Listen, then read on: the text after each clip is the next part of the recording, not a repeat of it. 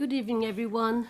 Welcome to Crawley Borough Council's Planning Committee meeting. I am Councillor Rana, Chair of the committee. There are no scheduled fire drills tonight. In the event of a fire alarm, please leave the building via the spiral staircase and the main reception door. Once outside, turn left onto Exchange Road. If you are unable to use the stairs, you will be guided to the evacuation lift. This meeting is being live streamed via the Council's YouTube channel. The comment function is not available.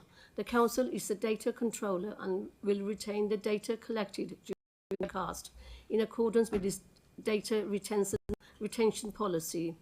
Anyone seated in the public gallery should be aware that by entering the room, you are consenting to your image being captured by the automated camera system. Recordings will be used for webcasting or training purposes. The meeting agenda is available on the Council's website. Around this table sits the committee members who will be taking decisions on the items before them. Officers of the councils are also in attendance, and I invite them to introduce themselves. Now starting with the officer on my right.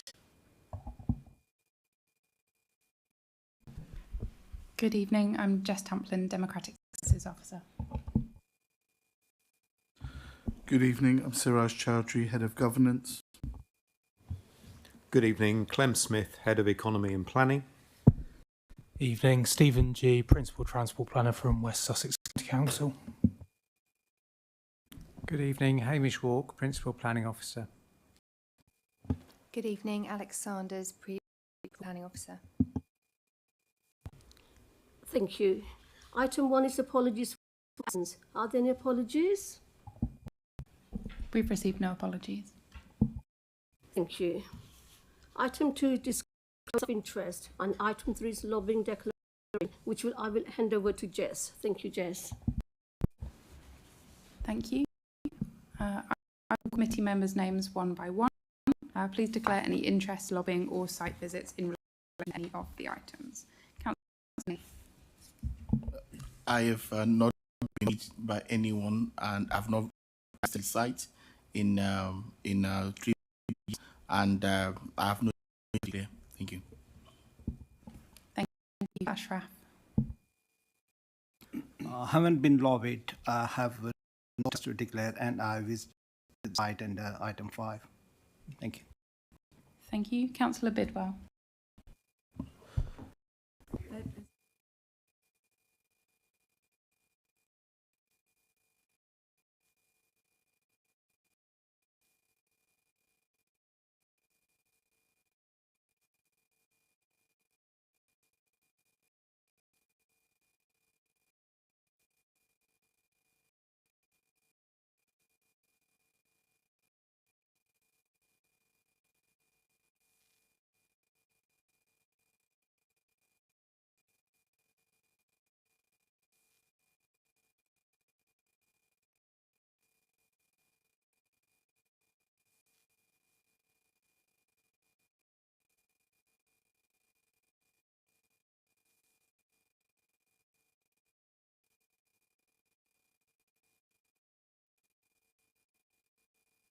So I don't actually have a manual control of the speakers, but if I can ask how, I'll do a test.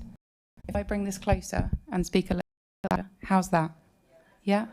Lots of thumbs up. Okay. So if I can ask all committee members to shift their microphones slightly forward, and then just make sure you speak clearly, and also remember to turn it on when you speak. Thank you. Councillor Bidwell, apologies. Good evening. I'm just to declare the sites and no lobbying. Thank you. Councillor Charitan. Good evening. I have no interest to declare. I've not been lobbied, and I have visited the site of 5. Thank you. Jagard. Sorry, that came round very quickly tonight. I've not been lobbied. I've no interest to declare. I've done a personal visit on item 6, and I've done an officer-led site visit to item 5 on this occasion and the previous time it came before us. Thank you. Thank you. Councillor Khan. Could you press your microphone button one more time? You just try and push the stem of the microphone into the base. Okay. Apologies. Okay, let's start again. Good evening. I've now been there. I've not been lobbied and I've not visited any sites. Thank you. Thank you. Councillor Lannan. Thank you. I've no interest to declare. I've not read and I have visited the site on item 5 on the agenda again. Thank you. Councillor Mullins. Does help. Good evening. I have no interest to declare. I haven't been lobbied and I have visited the site on item. Thank you. Councillor Morgale, please. I've not been lobbied. I have interest to declare and I have visited the site item number 5. Thank you. Previously. Patel. Good evening. I've not been lobbied. I have no interest to declare and I've not visited the sites. Thank you. Thank you. Good evening. I have no interest in the club. I did not visit the sites and I've not. Thank you. And Councillor finally. Thank you. I have not been. I have no interest in. I have visited the site on item 5. Thank you. Can I just check with the members of the public that they heard everybody's declarations okay? Great. Okay. Apologies for those sound problems. Hopefully that's okay now. But I will try and in with reminders to committee members if we be quiet. Just raise your hands again to try and attract my attention. I'll remind everyone. Thank you. Thank you, Jess. We will now move on to agenda item 5, planning application CR/2021/055/OU at land of Tinsley Lane, 3 Bridges. Planning officer introduce the report. Thank you. Thank you. Can I just begin before mention about the application with a couple of additional presentations that we've received and an amendment to the recommendation. We've received 2 further objections from the occupants of 65 and 90 Tinsley Lane, raising concerns such as the access and overdevelopment issues that have raised by others and are fully addressed in the report. We've also received a further from Oakwood Football Club, raising a number of concerns about the finish to the proposed house and whether the club would be liable for heating out works, raising concerns that there's insufficient car parking for players, spectators and youth teams, overflow parking, concerns that there's an unrealistic transport modal shift that is expected, and that the development would, combined with residential traffic, the football development lead to congestion in the surrounding area and not deliver a compliant replacement for existing facilities or safeguard the facility as a community asset. If I can just move on to an amendment to the recommendation. Now, members will, I'm sure, all be aware following the briefing that you received last week that the position regarding water neutrality is likely to be changing at the end of this month.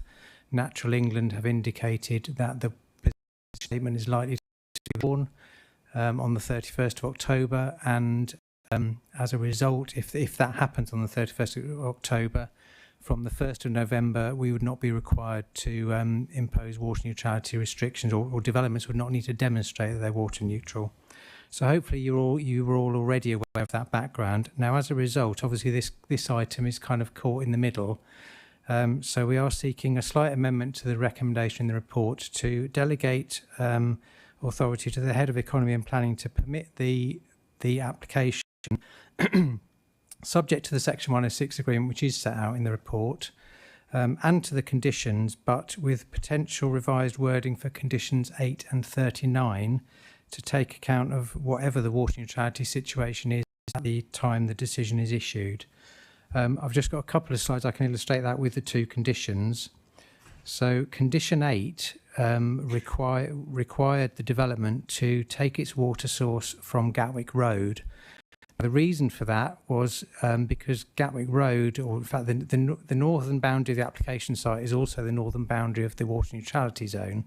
So taking from Gatwick Road would mean it was drawing from a source that is outside the water resource zone and therefore would demonstrate water neutrality. Now, if water neutrality falls away, then there would be no planning reason, we think, we need to consult Southern Water, but we think there'd be no planning reason to impose that condition. Section 39 is the one that imposes what has been our standard requirement of using no more than 85 litres per person per day in the residential element of the scheme. If water neutrality falls away, then we will revert back to our local plan requirement of 110 litres per person per day. So that figure would change in that policy. Just to add to the complication, though, there is consultation on building regulations being amended by a figure of 100 litres per person per day. If that comes into force before it is issued, then if the building regs will take over condition, we wouldn't need the condition at all. So the recommendation is that you simply delegate to officers to impose the appropriate conditions depending on what the situation and the decision is issued. Is my sound okay? I feel like it's fading in and out, but okay. It's okay. Okay, turn to the scheme itself. You've got on the screen an aerial view of the site. I've turned it around 20 degrees to fit it on a bit easier. So north is off to the left-hand side of the screen. So just to describe it, is basically the green area that's shown, including the woodland. As you can see, it's between the London to Brighton Railway to the east, Crawley Avenue to the south. You've got the residential developments along Tinsley Lane. Tinsley Lane is about here, with some cul-de-sacs on the east side, and Manor Royal to the north. So Easy Hall Depot building just there, and Crawley Goods Yard with access off the railway line, which is a minerals site, is located here. Just to cover on the aerial photo within the site, so you have Somersvere Woods, which is an ancient woodland and is that sizable part of the site. You've got Oakwood Football Club ground, which is at the southern end of the site. So you've got a full-size football pitch, a clubhouse, lights and other facilities associated with the ground. In the central part of the site is a grassed area which is used for training and matches by Oakwood Football Club.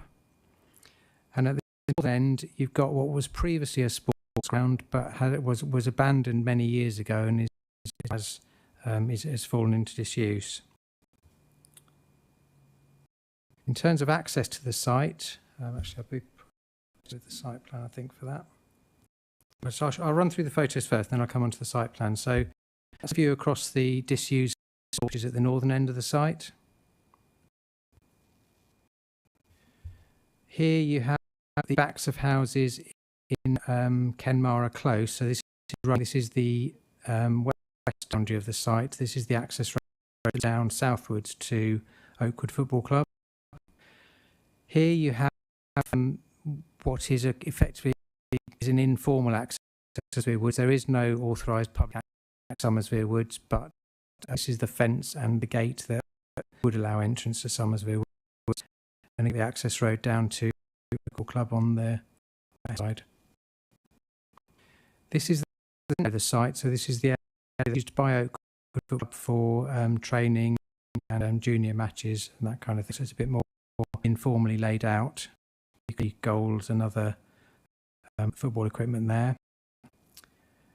And then at the site, you've got Oakwood's pitch. You can see on the left-hand side, Cranew is behind the trees there. You've got the stand and house on the right hand side.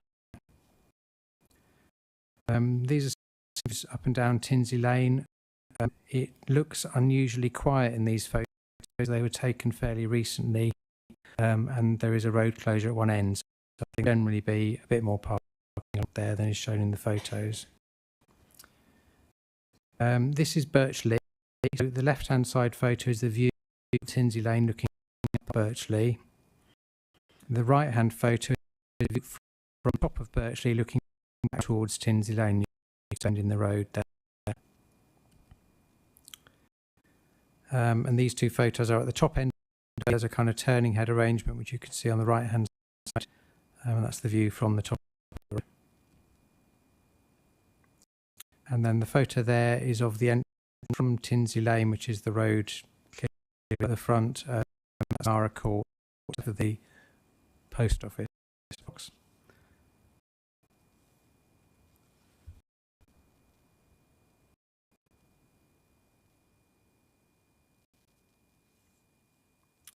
So that's the application site. I've described it in some detail on the aerial view, but just to illustrate the access.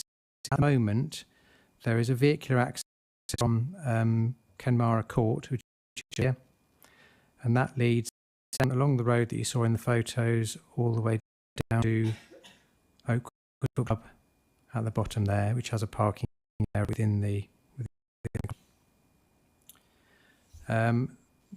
the other currently access. So Birchley is a cul-de-sac here. At this end of Birchley, there is an access through for pedestrians into the site, and then you can then walk up and down the road here.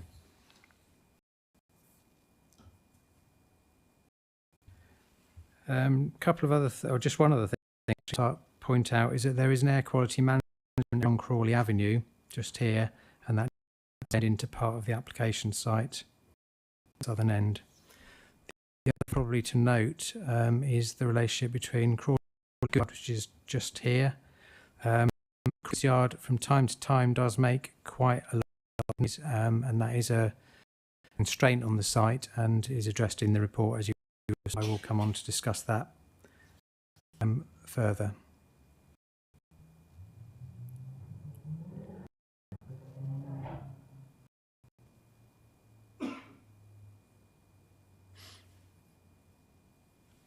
So if we turn now to the proposal itself, the application seeks outline planning permission for up to 130 houses, and it also seeks the relocation of Oakwood Club through the provision of a full-size 3G pitch, a junior pitch, a new clubhouse and other facilities, along with provision of public access to Somersvere Woods. Full planning permission is sought at this stage, so there's an application. Full permission is sought for the two proposed accesses are from Kenmara Court, just here, and from Birchley down here.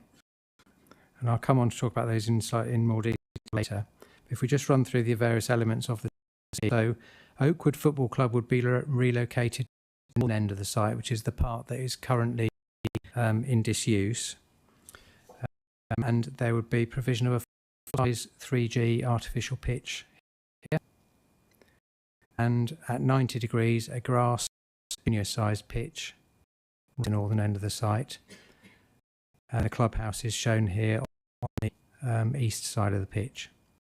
In terms of parking, the football club car park here, and then be a more informal kind of grasscrete or something parking area along the side of the pitch for when additional parking was required.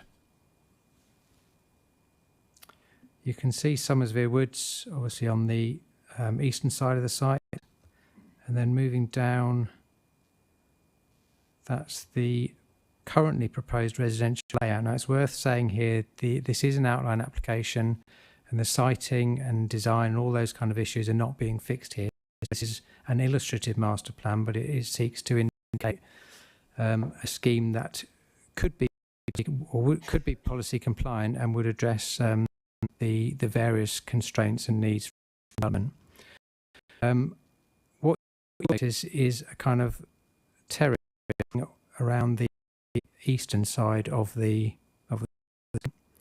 Now the reason for that, to address two things. One is primarily to address Crawley goods yard here and the noise issues that arise from the goods yard.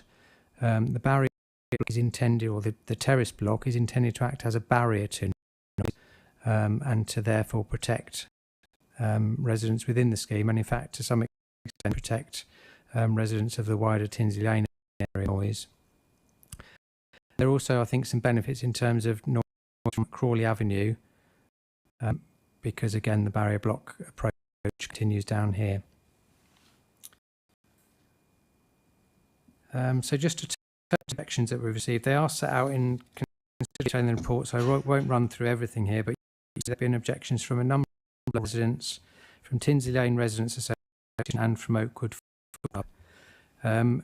Some issues that have been raised are that there would be two is that the proposal would be overdeveloped and out of character of the area, that the accesses are not acceptable, loss of biodiversity in trees, and disturbance through issues such as noise, light spillage and water shortage was also raised. In terms of other key responses, Crawley Goods Yard operators have been involved over a number of years actually in discussions about noise conditions to address concerns in relation to the goods yard, and they raised no objections subject to the imposition of conditions that have been agreed and which are set out in the report. They've been agreed with Environmental Health and the applicants and the goods yard. And finally, Gatwick School has written in support of the scheme and state they would be interested in using the proposed sports facilities at the northern end of the site. You'll be aware reading the report, but many of you are probably aware anyway that a similar proposal for 150 houses on the site was refused in 2020 on the grounds that the density would be out of character with the surrounding area and that the Birchley access would cause harm to the amenity of existing residents of that road. Now, in paragraph 2.5 of the report, you'll see the applicant has listed out the changes that have been made to this application following the refusal in an attempt to make the scheme acceptable. Obviously, a key one is the reduction from 150 to 38 houses, but you'll see there are a number of bullet points that set out the other changes that have taken place. And they're, as I said, they're all summarised in paragraph 2.5 of the report. So if we turn to the issues raised by the application, firstly, the principle of development. So the site is allocated within the local plan as a mixed residential and recreational scheme. It's policy H2 of the local plan, as the report says, and it gives an indicative capacity of 120 buildings. It's quite specific on the requirements, so just to run through the bullet points, it seeks the replacement of Oakwood Football Club, it seeks a senior 3G football pitch and facilities, a junior football pitch, community use arrangements of the sports pitch facilities, enhancement for public access of Somersby Woods, on-site publicly accessible play space and amenity green space, and the provision of alarms. And it also goes on to talk about the potential conflict with the goods yard and the need to secure its ongoing function as a minerals site, and also to address potential disturbance to neighbours. So the policy is quite specific in what is required. It's also worth noting that the scheme was allocated in the previous local plan. This is a long-standing policy commitment from the Borough Council to allocate the site for housing and for recreational development. There is also a development brief for the site that was produced in 2017, so there is a very long history of public consultation and development of policies which this council has adopted and allocated this site for development.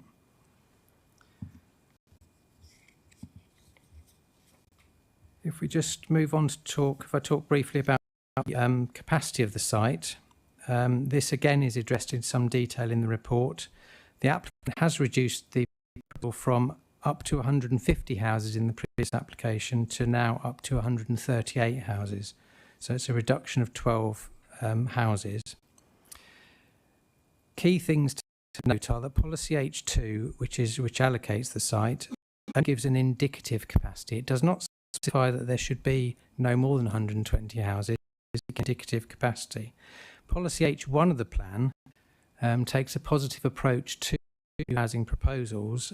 We are encouraging of new housing proposals when local needs and can be made acceptable in kind of other terms and in taking into account all the material considerations.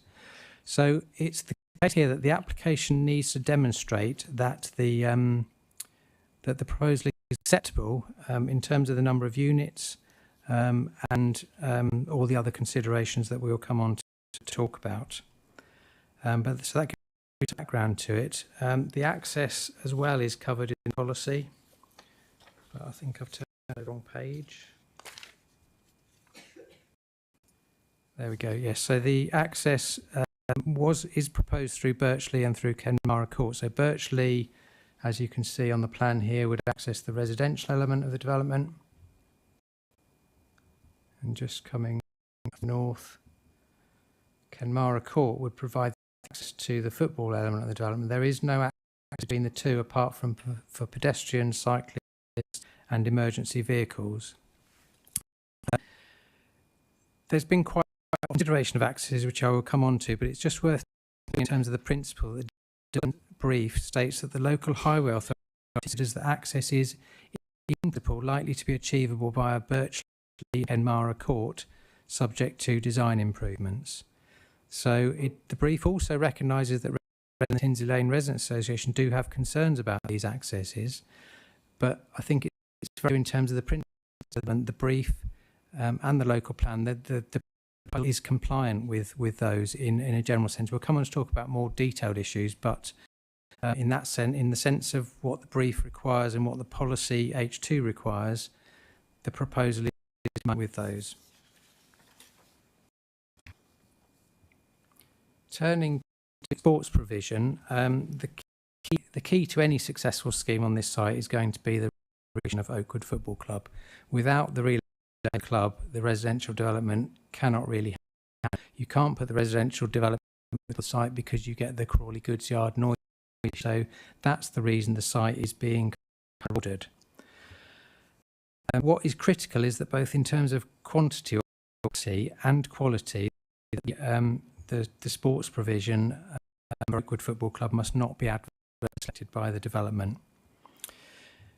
Initially, in the previous application, the proposal was for an artificial pitch and for a grass pitch. And as part of discussions at that time with the football club, with England and with Sport England, we were switched to increase capacity because it gives a full-size 3G pitch, which can obviously be used for adult 11-side matches, but can also be used for other smaller matches, junior matches, 5-a-side at other times.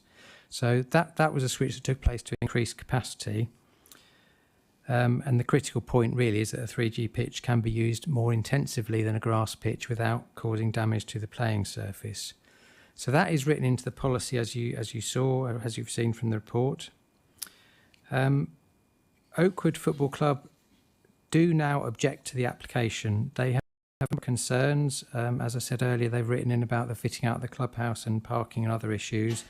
They also have concerns in terms of the sports provision about the number of teams that they have and the capacity of the facilities to accommodate them, and also about injury rates and player retention due to the artificial surface and the fitting out of the clubhouse and the phasing that will need to happen to make this acceptable in the football club.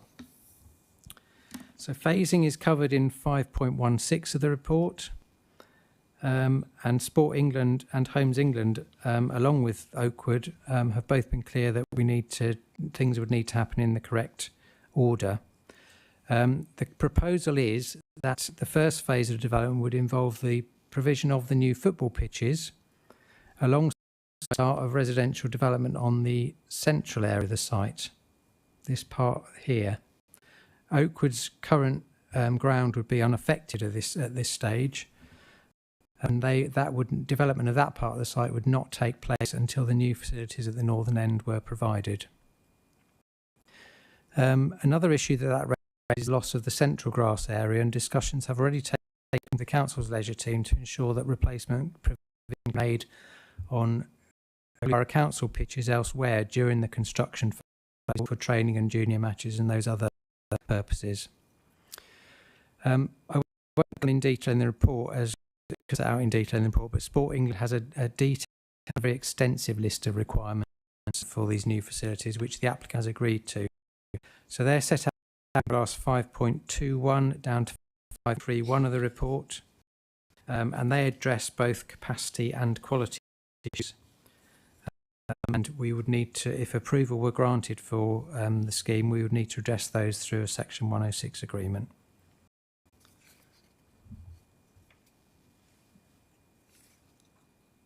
Turning to the residential development.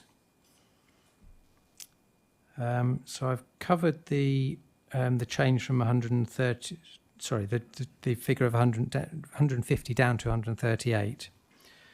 Paragraph 5.33 explains some of the background and why we are at 138 rather than the indicative allocation of 120. The council actually originally proposed 138 dwellings in the previous local plan, but the inspector was concerned at that stage that it would not be possible to accommodate all the sporting facilities, including the car park, on that northern portion of the site. And if, for instance, the car park needed to move down into the southern part beyond Summersvere Woods, that would involve a loss of housing. Therefore, he was not satisfied to allocate at the time for 138. He did say that he described it as a more robust figure at that stage, but said that there was potential for 138 at detailed design stage. The field is found to have capacity to deliver the full range of football facilities. So the critical issue really is if Sport England and Homes England and other parties are satisfied that the football pitch and other facilities can be provided on the northern part of the site, then there is potential for 138 dwellings. The master plan before you does show 138 dwellings.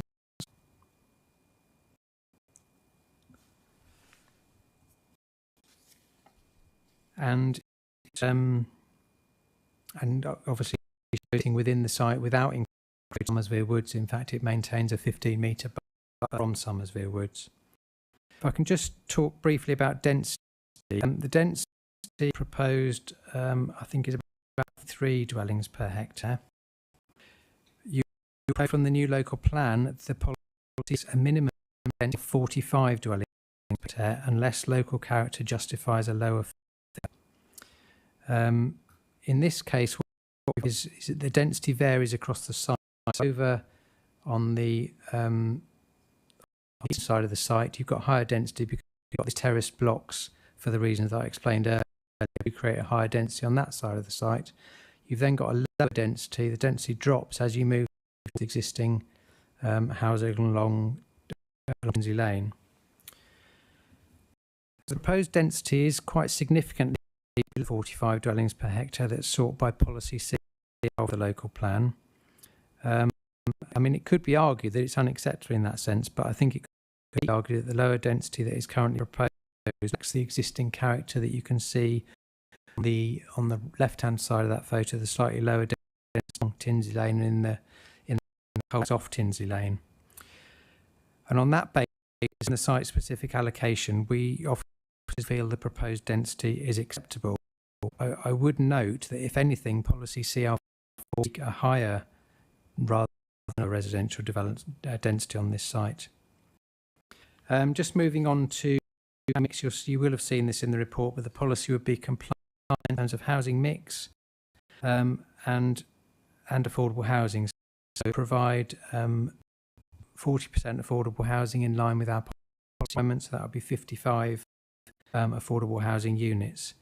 It would make a very significant contribution to meeting both the local plan housing, overall housing requirement, and to meeting Crawley's housing needs, particularly given the strategy delays we've experienced over the last few years.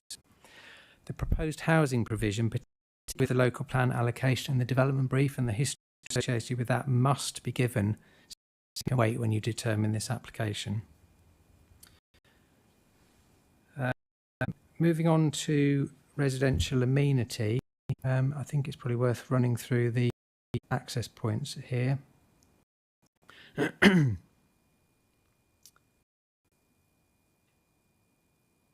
So the proposal, as I said, for the residential development test is to access Birch Lee. So it would involve currently a pedestrian access through at the end. It would involve it to continue along there into the residential development. We have a detail for that because this is full planning permission at this stage. So you can see on the square, the road would be it would be widened by 0.5 metre. A grass verge would be provided along the northern side, and you can see just at the end here where there's a tree, possibly a tree, and some landscaping will be put in place there.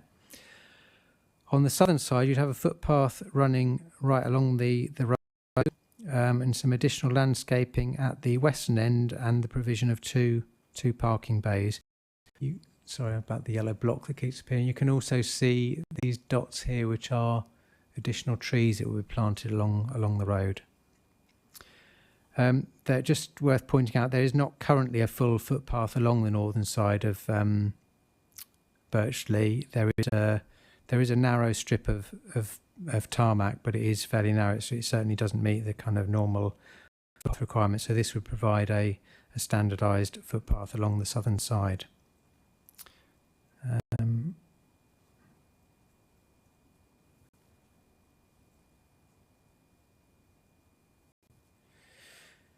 The applicant has also produced some illustrative drawings of the kind of change that could be seen. So you've got some additional planting going, resurfacing of the road, a change in surface materials act as a kind of gateway and to emphasise the difference between Tinsey Lane and Birch Lee. The parking bays that I mentioned, and a different surface material between Birch Lee and the development, partly to act as a traffic, as it says there.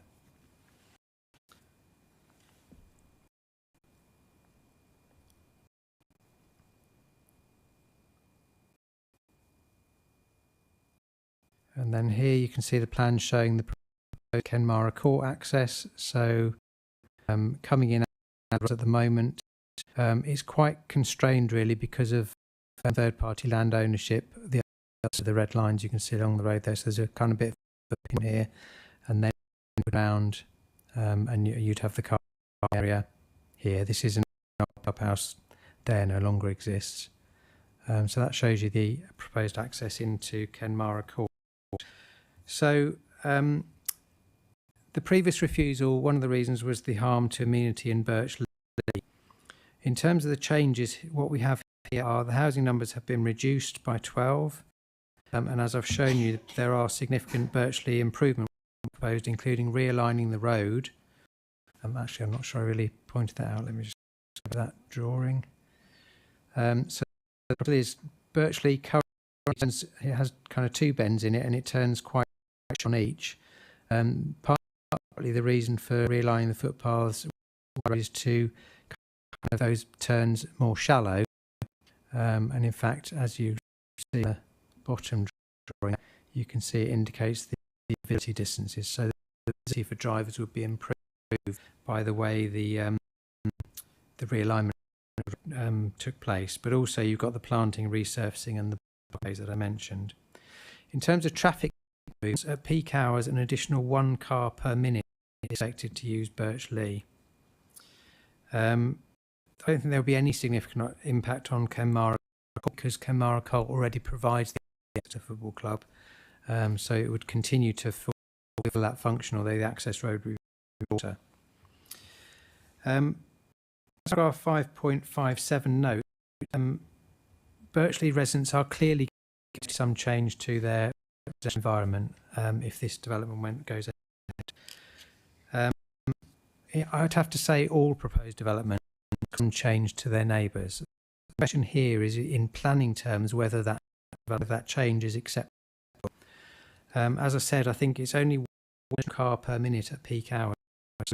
The local highway authority is satisfied that is acceptable in transport and highways terms, and as planning officers, we don't feel that increase in vehicle movements would be unusually or unacceptably high on a residential road, or that it would cause significant impact on residential amenity. As I said, I do accept residents will notice some change if the development goes ahead. I think that is unacceptable in planning terms. So officers are of the view that the outline application is acceptable in terms of residential amenity and that there is no evidence of harm that would be caused to residents. If I can turn now to access options, because I know that is something that has been raised by objectors.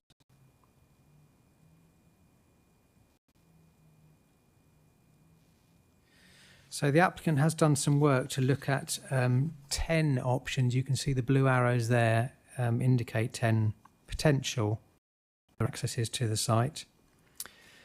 The development brief did think that Kenmara Court and Birchley were the most likely accesses, but the 10 others that have been considered include coming over the railway line, which you can see over here, coming in from Crawley Avenue, and also coming in through Manor Royal. Each of those options would be prohibitively expensive and would also have significant adverse impact on Somersville once you come over the railway line, would involve the loss of houses from the scheme and would create noise and air problems, because obviously if you come in from the north, you've got to get access to the residential development somehow, and you'd be breaking through the barrier block if that was even in place. Other options include using the other cul-de-sacs along Tin, including Harewood Close, Kenmara Close, Somersville Close. Unfortunately, each of those would involve the purchase of third-party land and the demolition of at least one existing house. As such, they don't offer any clear benefits to Kenmara Close and Birchley and would increase the costs. Consideration has also been given to a more intensive use of Kenmara Court, but again, I showed you the kind of pinch point at Kenmara Court. That would involve, again, the purchase of third-party land, and probably because of the enlarged access that would be required, adverse impact on the proposed football facilities and car park. So highways and planning officers have concluded that proposed accesses are acceptable in highways terms. As I said, the goods yard creates significant noise, but it is a protected operation in the Minerals Local Plan, and it's also protected by the Agent of Change Principle National Planning Policy Framework. The main issue is, and the key way to address this, we think, is through the barrier block approach, which I've discussed. Conditions have been agreed, and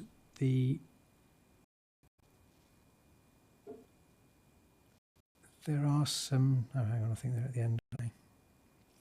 Internal layout. So one of the issues was windows facing the yard, and so the applicant has produced some internal layouts, which hopefully you can see reasonably clearly. The bottom one here is a flat, and what it's demonstrating is that the habitable rooms, the main living rooms, bedrooms and the lounge, are on one side of the flat, and at the other side you have the hallway, bathroom and kitchen.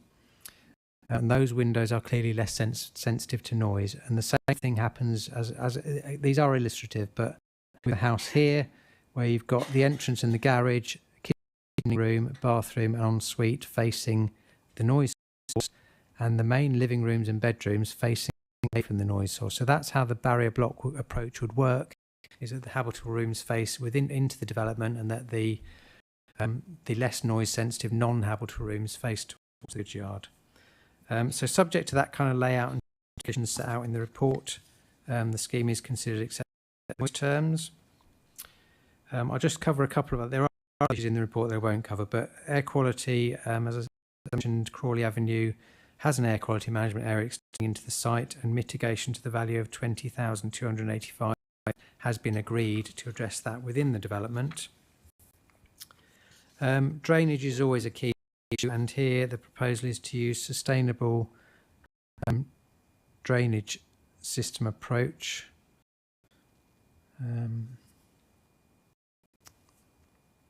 I'll illustrate on the master plan the approach. So at the southern site, oh, okay.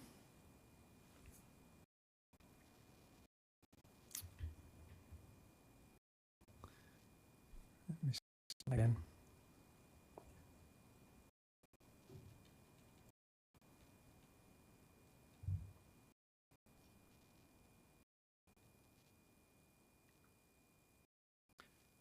That's better. So there's a highway that runs along here, which actually the county council don't have to at the moment. So it's draining the southern part of the site. And the intention is that there'll be some features to slow down the runoff, but it would then use that existing bit to drain away. At the northern end, there would be attenuation tanks under the facilities, which then drain off again at a slow into the southern sewer along Gatwick Road.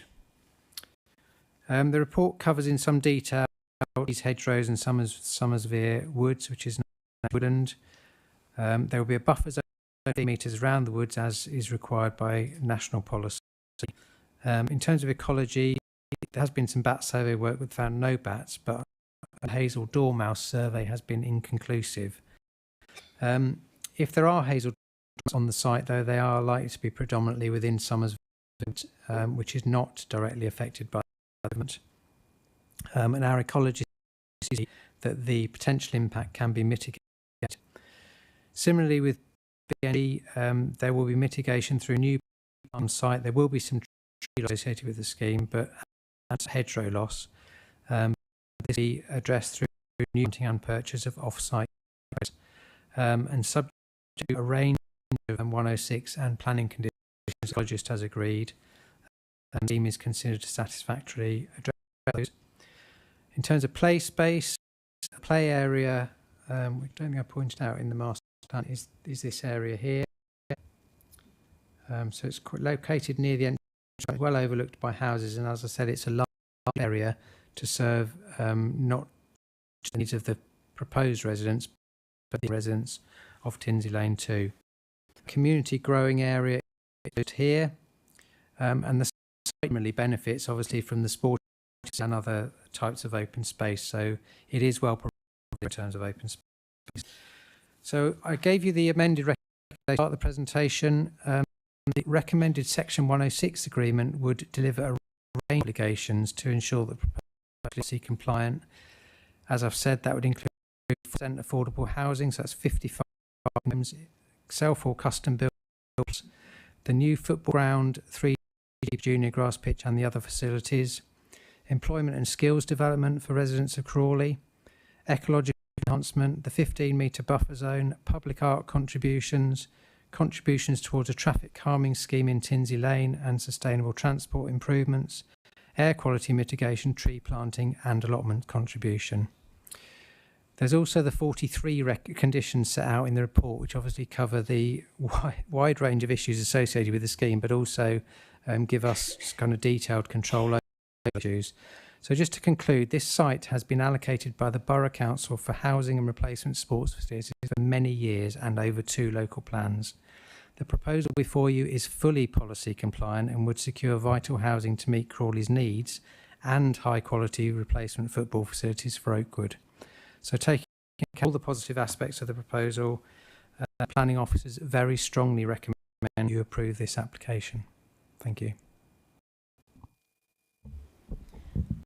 I'm just going to take a moment to jump in. I'm just going to ask the I'm understanding that you've allowed the vice chair to sit in for the duration. Is that for the rest of the duration of the meeting? Okay. Do you plan to still participate in the meeting on the items? Okay. Thank you for the so just to take a slight we need to go back to item 4 minutes for the last meeting held on the 16th of September. Are we agreed on the minutes for the meeting? Okay, thank you. So just regarding item 5 now, there are 5 speakers registered in regard to this item. Please will Sandra McCoy come to the speakers table. The microphone is turned on using the right hand button and you'll have 3 minutes to speak.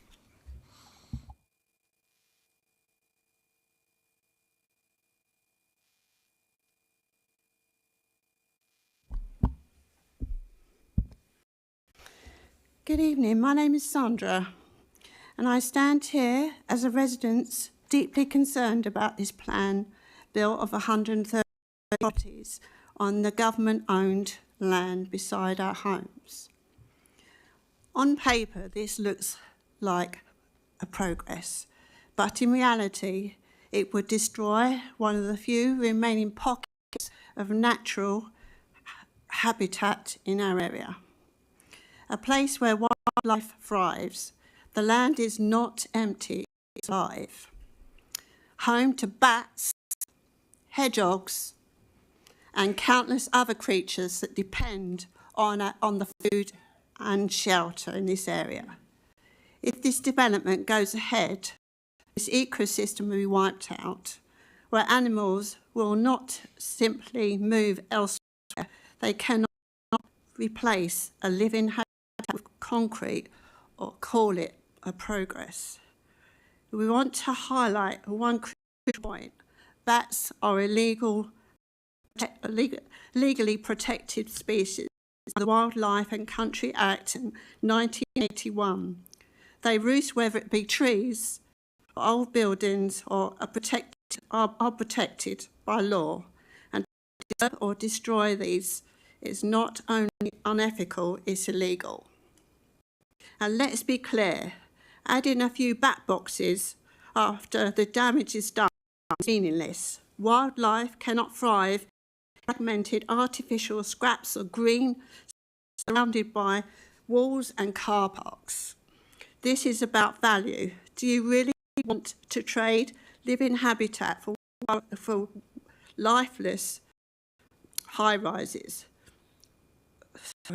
Do you want to tell your generation that watch local wildlife disappear and say nothing? We must sit on a transparent constitution that considers environmental evidence and in genuine protection for bats, hedgehogs and biodiversity that makes this place special. If we lose this land, we lose far more than open spaces. We lose the living pulse of our community. Let us not be a generation that trades bats for bricks and solid concrete. Thank you.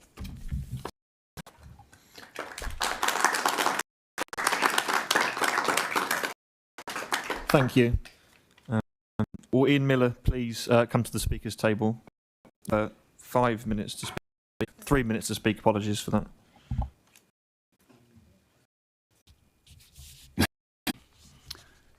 Thank you. Good evening, ladies and gentlemen. I'm Ian Miller. I am chairman of the Tinsbury Residents Association. We, as a Residents Association, have been involved with this application for the past 30 years. We have had new objections, which you'll find there's about 30 or 40 letters of objection to this on safety grounds, on traffic and everything like that. I don't want to mention that this evening. Since the planning officers submitted the report, the situation has changed. Last week, the government removed the block on the building of 21,000 homes in Sussex. In the light of this, could we not reduce the number of houses in this proposal to give Oakwood Football Club the number of houses they need to provide their vital services to the youth of Crawley? Such facilities will be even more important as the population of Crawley expands. Once recreational land has been lost in this way, it can never be recovered. Neil Wilkinson will be speaking very shortly to give the background to this, but as residents, we fully support Oakwood Football Club and feel that it will be a very sad loss to Crawley and to the youth of Crawley if we lost this club and they could survive with this proposal. Thank you very much.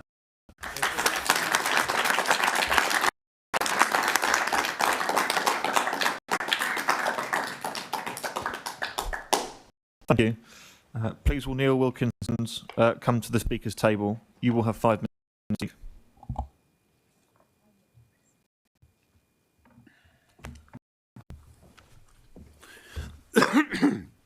Excuse me. Good evening, Chair and members. My name is Neil Wilkinson, Vice Chairman of Oakwood Club. Founded in 1962, the football club has served the Crawley community for more than 60 years and is run entirely by volunteers.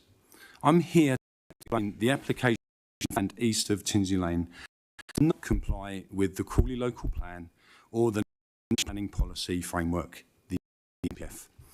Under Policy H2, the local plan redevelopment of Oakwoods Ground must deliver a replacement facility that is equal or better in quality, fully used on completion and sustainable for use.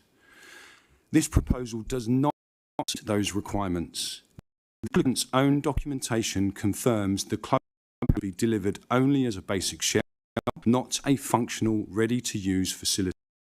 The WSP statement, addendum June 2025, defines a 5 square metre building, but does not include commitment to internal or equipment. The Home documentation, January 2025, 25 states internal fit-out and equipment are excluded from capital delivery scope.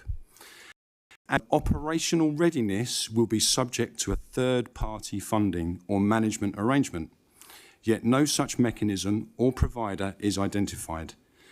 That caveat carries no planning weight under MPPF 57, which requires obligations to be specific, necessary, and enforceable. There is no budget, no responsible party, and no timeline to make the building operational. The result would be a facility failing the equal or better test in the Policy H2, England Playing Fields Policy, and MPPF 98 and 99.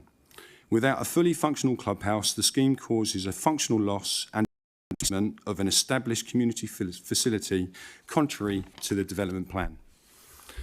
The scheme also fails Policy ST1 and MPPF 111, which requires development to demonstrate a cumulative impact on the road networks are not severe.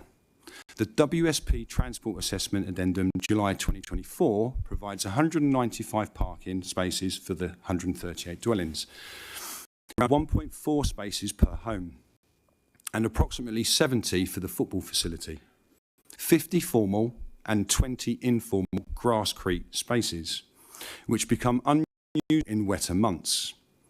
The 2021 consensus data shows West Sussex has an average of 1.6 cars per household, meaning the housing element alone would generate a minimum of 220 cars, producing a minimum daily shortfall of 25 spaces before accounting for visitors and deliveries, which will overspill into the surrounding streets.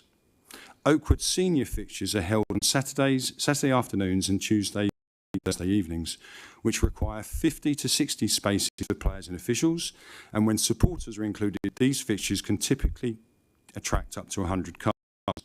On Sundays, youth fixtures take place throughout the day, with each game drawing 40 to 50 cars. At the most conservative level, this housing alone creates a deficit of at least 25 cars, and a typical senior fixture adds another 10 to 30 cars beyond capacity on good weather and up to 50 cars in better months. Combined, that produces a minimum overspill of between 35 and 75 cars onto the surrounding residential streets, which are narrow and unsuited to the level of parking density. The outcome is congestion, blocked driveways, and clear risk to pedestrian and highway safety.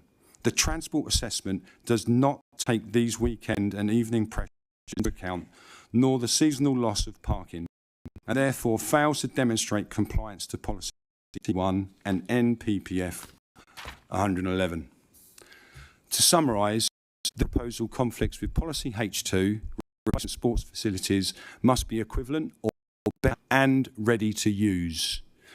ST1, development must ensure suitable access and avoid significant residual impact. MPP 7, obligations must be specific and enforceable. And MPP 98, 99, 111, protection of community sport facilities of severe transport impacts. Therefore, this proposal would replace a community asset with a facility that cannot operate and a transport network that cannot cope. Outcomes that clearly contribute to the plan policy. Excuse me, sorry, expired, unfortunately. Sorry. That was it. I finished. Perfect. Thank you very much.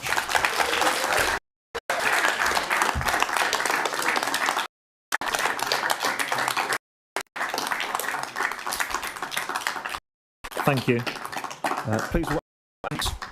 Please will Aaron Peats come to the speakers table for 3 minutes to speak.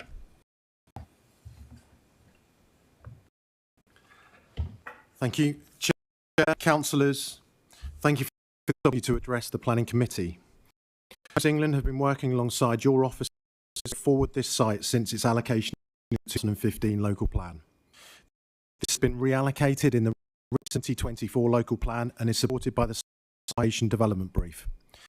Quote your officer's report, the long-standing, consistent policy background that the Borough Council place weighs very heavily in favour of the proposed development, which complies with all the policies.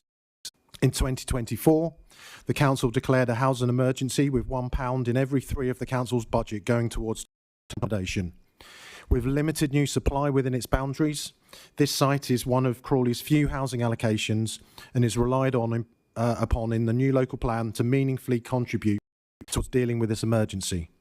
The provision of 138 homes, 40% of which will be affordable, should also weigh very heavily in any consideration of this application.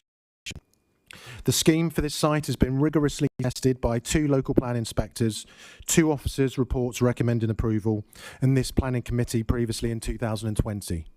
As a result, we are now confident that this improved scheme addresses the previous reasons for refusal and is the best it can be. Despite the above housing emergency, in seeking to address residents' concerns, we have reduced housing numbers by nearly 10%. The proposed density sits comfortably within its neighbouring context, and at 33 dwellings per hectare is in fact significantly below the minimum local plan policy requirement of 45. Reduced housing numbers also mean less vehicle movements through the proposed Birchley access. Importantly, access was not a reason for refusal previously, but we have re-examined all possible options for access, including a combined residential and sports Kamara Court access. Still, Birchley remains the only feasible option, which will be safe, as confirmed by a road safety audit, and technically appropriate, as reconfirmed by West Sussex County Council. We acknowledge that there remains some local objection to the scheme, but we have done everything we can to develop a scheme that delivers on the requirements of the local plan housing allocation, as well as mitigating any impacts that might come with change and developing a greenfield site. This scheme will bring many benefits, including a long-term home for Oakwood Football Club, which will also provide much-needed playing pitch capacity for local schools and businesses to use, with all additional revenue going back to Oakwood Football Club. Above policy level children's play space, biodiversity net gain and the opening up of Summersfields Wood will ensure the space retains much of its wooded and green character. Due to the delays caused by water neutrality, Homes England is now eager to progress in delivering the homes at pace whilst ensuring a high quality and sustainable development. In line with your officer's recommendation, the application should be approved without delay. Thank you. Thank you. Please will Councillor Atif Nawaz come to the speakers table. As Ward Councillor for 3 Bridges, you will have 5 minutes to speak.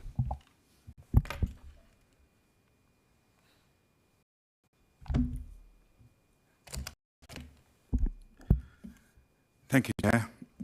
I'm here today as the Ward Councillor for 3 Bridges, and I want to make it clear that I have been in regular contact with the residents of Tinsley Lane about this decision.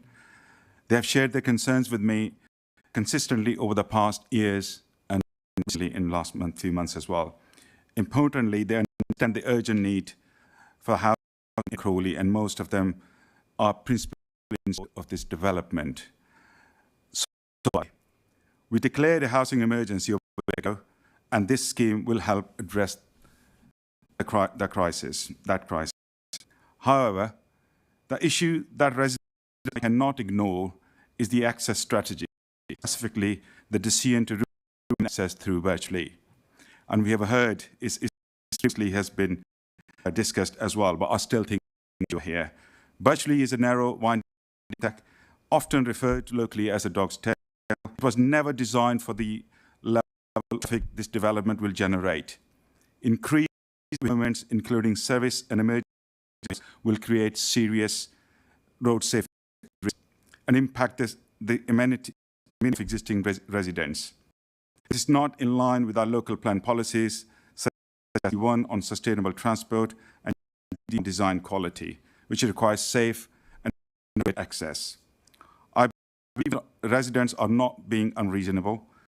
They have accepted that change will come and not accept an access arrangement like a compromise on safety.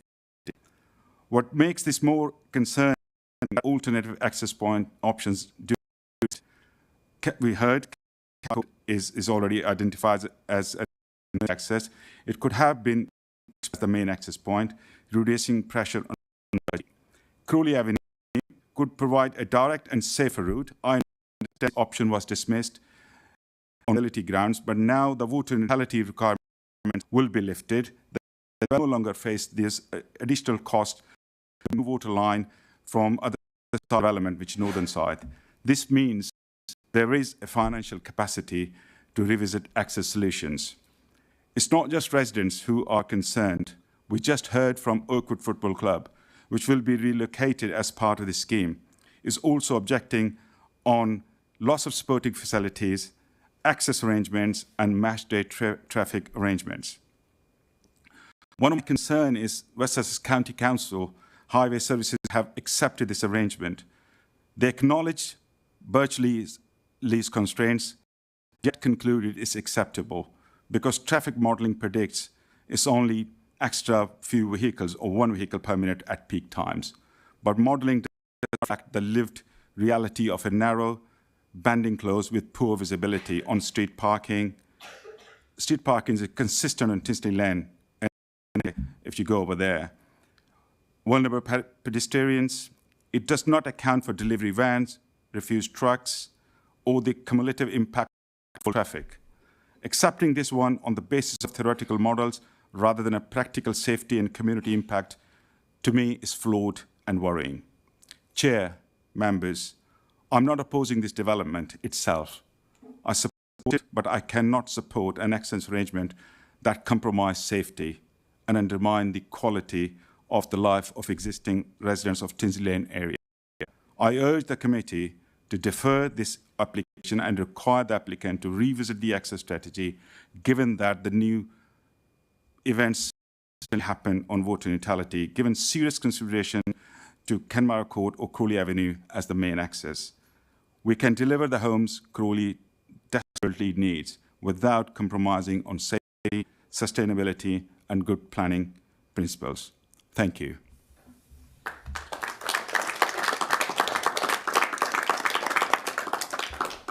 Thank you. We'll now move on to the debate. Committee members should raise their hand if they wish to speak. The officer will respond to queries one by one. Councillor Magale. Oh, thank you, Chair. That was quick. It's about the access that I'd want to talk about. Resurfacing of the road and realigning and additional planting. I'm not sure how that will affect or help with the traffic of 130 homes, reducing the traffic, and also there are options. If you listen to the residents, they've some options. One of the options is to have a one-way system. There's the other option of the A21, which would be a good option and a safer option. I submit. Thank you for that. Who wants to say that one? I can cover some of that, and then Stephen can, well, if he wishes to. Just to come back on the access points, one of the suggestions coming in through Crawley Avenue, and that was one of the accesses that the applicant considered. Now, Crawley Avenue is a highway, and traffic going along it is moving at 60 miles an hour. So to get into the site, you'll be able to come in from one road, so you'd be travelling towards the motorway. You have to have a left turn access into the site somewhere here. As I said, cars would be travelling at speed, so they would need to be able to deal with that, and there would be no way of achieving it without breaking up in that barrier block. There would inevitably, with an access which is going to be fairly complicated, I'll let Stephen comment on that, but certainly quite a complicated bend and needs to change in levels. There would be, I would think, quite a significant loss of housing, perhaps 20, 30 I would think would be lost from the scheme. Coming back out of the scheme, you've then got to can only turn left when you go back onto Crawley Avenue. Anyone coming out of this development would then have to turn left on you, go up to the motorway roundabout and come all the way down to get into Crawley if that's where they're wanting to go. I think that is a significant problem in both in cost terms and in terms. I'll let Stephen talk about whether it's likely to be feasible.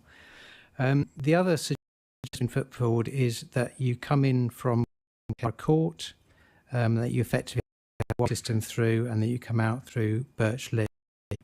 I guess the first point, that doesn't in any way change the overall numbers of traffic movements. All traffic then has to come out along Birch Lee. All impact, as far as I can see, is exactly the same.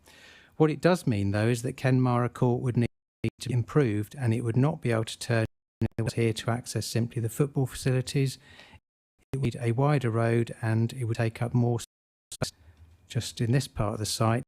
Those certainly some of the parking area for the football club and the corner of the football pitch. So again, it could be looked at further, but it doesn't. From the work that has been done on site, it does not look like a realistic option. The final thing I would say is neither of those options are the application before you. You are here to do the planning application that is in front of you. You're not here to consider whether you prefer different options. This is the application before you. This is what the applicant presented to you. Your job is to decide whether what's presented is acceptable, not to. Did you want to add anything, Stephen? Yes, just to touch on the Crawley Avenue, it would need quite substantial acceleration and deceleration lanes with the railway. I don't see how that is feasibly possible. And then just to go back to Birch, the amendments essentially shift over the road and widen it to improve the visibility space, resurfacing and improving it to improve the visibility, forward visibility as well along the route, as well as providing a footway on the southern side and two park places. There is sufficient space for a refuse vehicle to travel along there for two cars.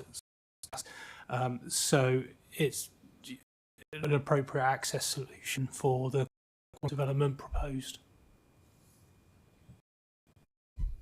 Did you wish to come back at all? No. Okay, thank you. Councillor Jaggard. Thank you. I have several questions and also some comments. The land itself, is and potentially attractive. You have loads of things. The flat, everything that forms a barrier. The suggestion is to have no open windows towards the noise that they are designed to stop. This happens in Forge Wood. Personally, I do not find this acceptable, particularly in kitchens and bathrooms where often mould accumulates. We've had loads in the news about mould accumulating. There's no ventilation in rooms. It's not going to be pleasant to live in, and I do have a big concern about dwellings being used as sound barriers in this way. Then we go on to 5.69, which states this development will only cause 42 departures through Birch Lee in the morning. Well, frankly, that's ridiculous for 138 dwellings. Similarly, 68 additional movements in the evenings. Well, it's particularly unlikely. There are no shops, schools close by without crossing major dual carriageways. That means people are going to be leaving this development by car. Birch Lee, even if it's widened by 50 centimetres is going to have very limited visibility. The bend is still going to be there and the slope is still going to be there. It will not be safe. The speaker from Oakwood Football Club spoke very compellingly. Sport is so important. I, over the years as a sports teacher, had attended many children's sporting fixtures for juniors, and I'm concerned that this single grass pitch will not be sufficient for the number of junior players. It just won't. Tournaments, you know, you have 8-10 teams playing in a tournament. It's just going to be completely inadequate. And that will impact the whole future of this club that has been here. I think it was 1962, you said something like that. So, you know, the report states that the football club should not be adversely impacted by any development. And it would seem to me that the future of this club is going to be severely restricted. I am pleased that, though, there will be water tanks underneath the main pitch, and I wondered how that water will be used, and I would like that answered. The other question is, currently, the unmade track to the west of the site, in between the houses that are already there and the new development that we walked along, we discussed on our site visit, and I wondered if you were able to find out whether that is going to be in the gardens of the dwellings, or is that going to be a public footpath? Those dwellings along there did have gates out onto it. I'd like to know what access those residents are going to have into the site, and indeed into Somersvere Woods. The 5.120, it says that Somersvere Wood is going to be accessible, which is accessible by whom? Who is going to be responsible for the maintenance of this ancient woodland? Will other people be able to use this woodland? And if so, what parking arrangements are going to be in place for those people who want to visit this? Because it is a very valuable woodland, as I said, ancient, and trees are up there. And the last thing we can add here is 5.137. It says public art, which apparently is part of our policy now, is to have some public art. Will this be on the site? If so, where on the site? And what's it going to be? I think that was it. Thank you.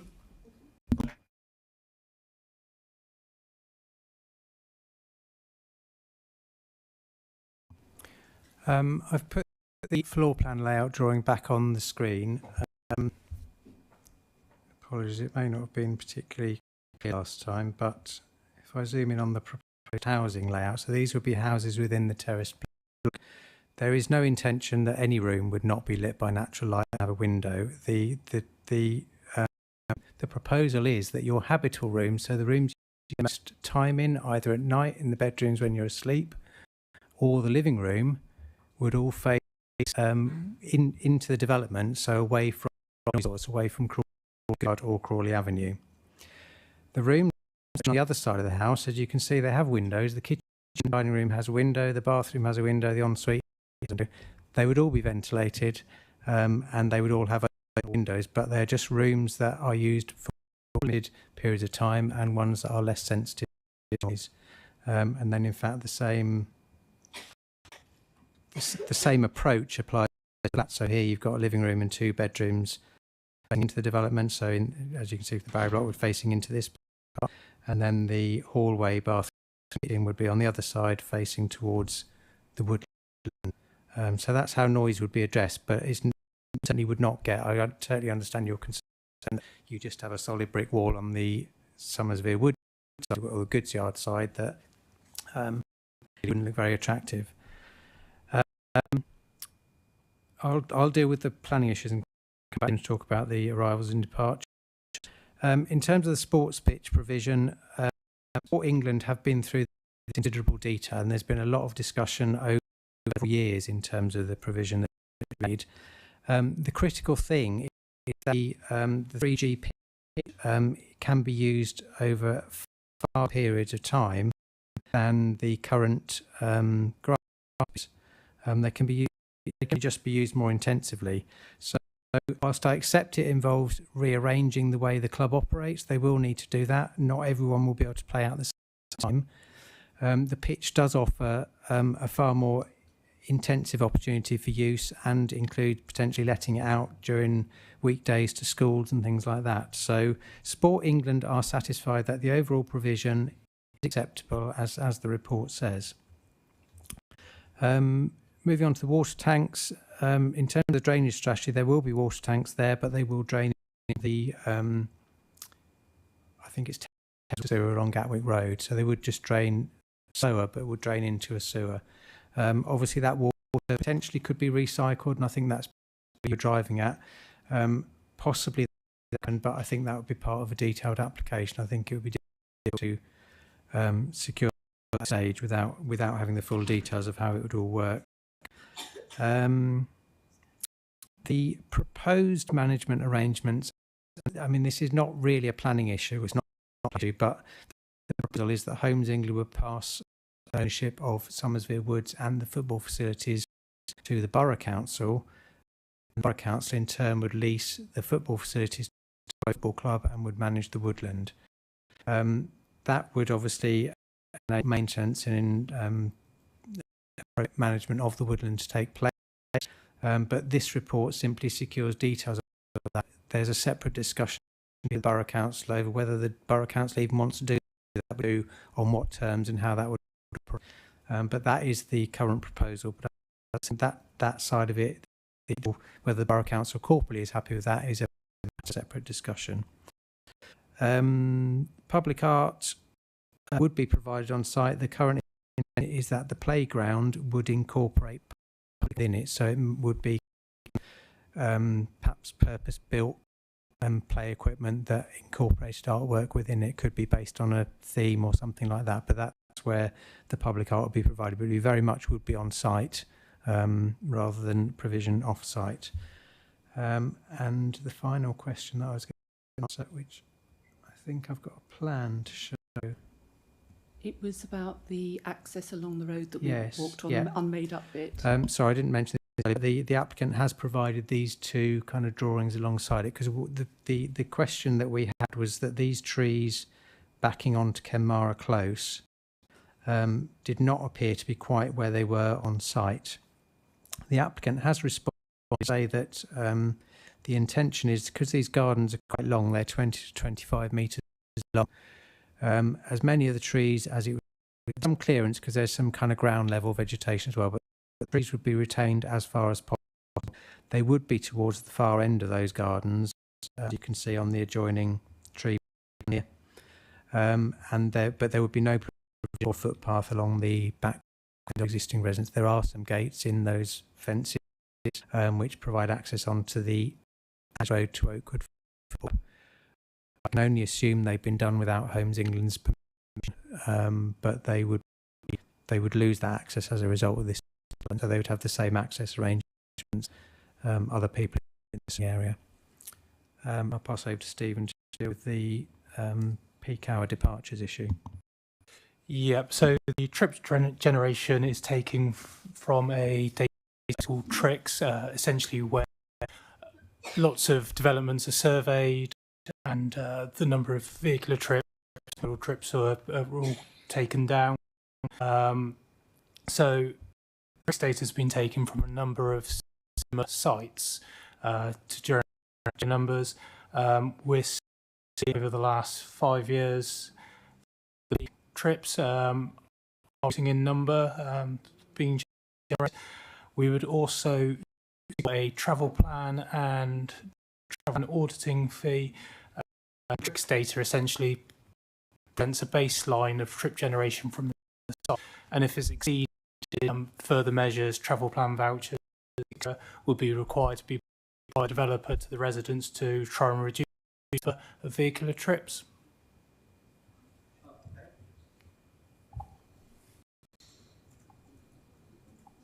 Sorry. Thank you. Did you wish to come back on that at all?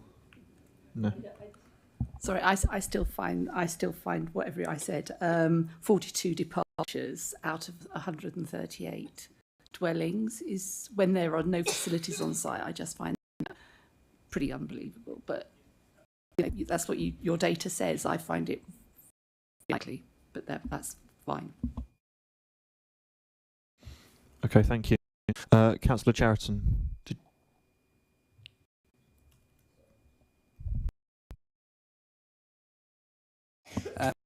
Chair.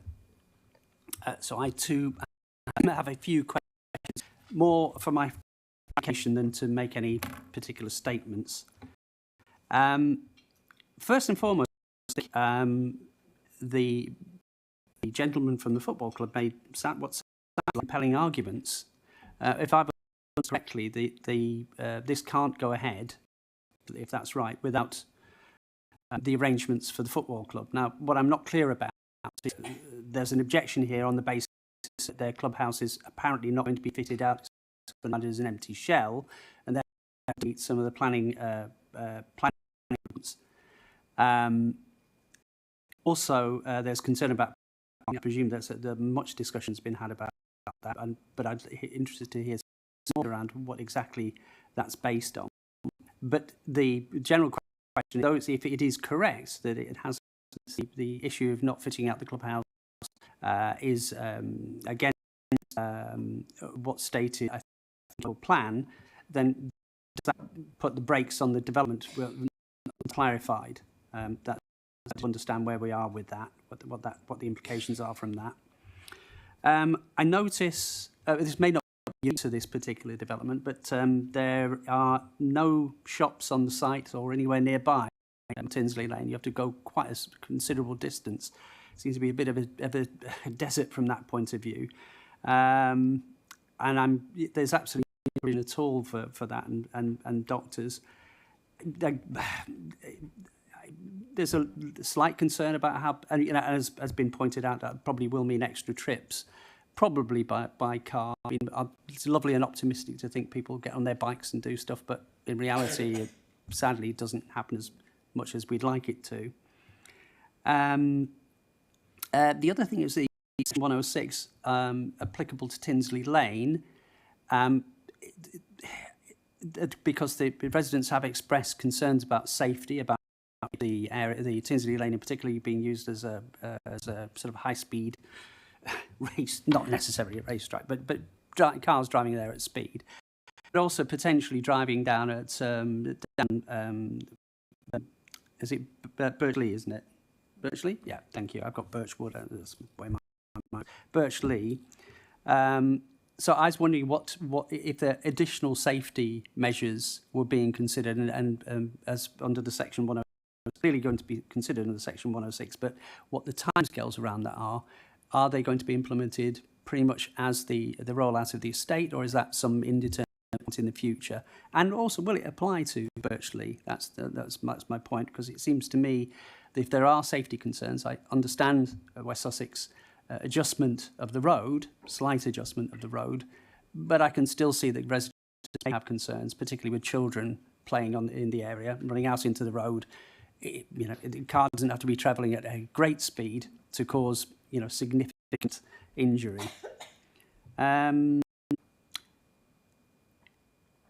And I guess my last question, a bit of a general question, is how this compares to other schemes in and around this Sussex area. Whether because I know the England presentation suggests, particularly with access, that there are a number of schemes around Sussex where this has been implemented, and it's been implemented quite successfully.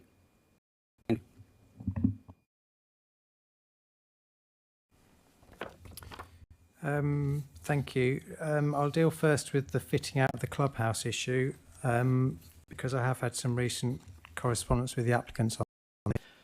In all honesty, I don't know where that issue has arisen from in terms of Oakwood's concerns, but I have had clarification from Homes England that the clubhouse will be fitted out to enable the club to use it from their occupation.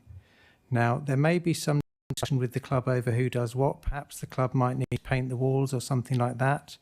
I don't think it's unreasonable personally that the club, if they've got existing furniture in their clubhouse, that comes with the Homes England paying for new furniture. So there are issues to be discussed, but the intention is not that the club get a shell that they need to completely fit out themselves. So we covered the one. I mean, the 106 is already pretty detailed in terms of Sport England's requirements. We'll picked up through that, and we will make sure that the clubhouse that is delivered is capable of being used from day one, because clearly the club can't move until all the facilities available for them move and start using the pitches, but also start using showers and toilets and clubs. So hopefully that reassures you, the club, somewhat on that. In terms of parking, I think it's worth referring back to parking standards, and these are out in paragraphs 5.70 and 5.71. So in terms of parking for the residential scheme, the master plan that you've seen shows 242 parking spaces. The parking standards in the council's local plan require 110 spaces. So there is actually an provision of around 60 spaces in the master plan. In terms of the club, they are proposing a regular car park of 52 spaces and match day parking of around 40 to 50 spaces. The parking standard requirement of the football club is 37 spaces. So again, there is a significant, in fact, even double provision for the football club. Now, the football club have made quite detailed concerns about this and given numbers of movements and things like that. I think that, I mean, to me, some of it unreasonable. There are an awful lot of people bringing some child or one player to a game. I think it's sustainable to travel like that. There needs to be some commitment to trying to in the way that we require plans in all types of development these days. But the key point there is for the residential and the football club facilities, the level of provision shown on the illustrative master plan is considerably less of this council's parking standards. There are no shops shown on site, surgeries or other types of community. I would agree that Tinsey Lane is an area that suffers from that kind of short. It is relatively isolated as a residential area that is surrounded by busy road, the railway land and Manor Royal, and it doesn't have access to those facilities. Given what the scheme is delivering in terms of replacement sports facilities, it would justify, and in any case, the local plan policy does not require provision of shops to surgeries or anything of that type of community facilities. It's about the Tinsey Lane contribution. So there are two transport contributions actually. One is the 166,000 towards proposed traffic calming measures for Tinsey Lane. That clearly would go some way to helping to address the kind of speeding issues if that's residents' concern. The reason that it's a contribution is because the county council preferred that because it enables consultation with residents to take place in terms of what they would want, but it also enables the county to align it with other things that they might be planning in the surrounding area. But certainly the intention would be that any speeding and that kind of driving behaviour along Tinsey Lane could be dealt with through that. And then there's a sustainable transport contribution of £17,000 on top. And I was going to hand over to Stephen to discuss how it compares, if he can illustrate this with other schemes in the wider area. Yep, so within the transport assessment, we discussed with the applicant consultant a number of other sites within West Sussex that had essentially taken a cul-de-sac and provided access. So they're detailed within transport assessment. More recently as well, I've dealt with that have, I think, approximately 70 dwellings served off a cul-de-sac as well. So the principle of having a development of this size serve single road, although this an emergency access available as well, it is well established.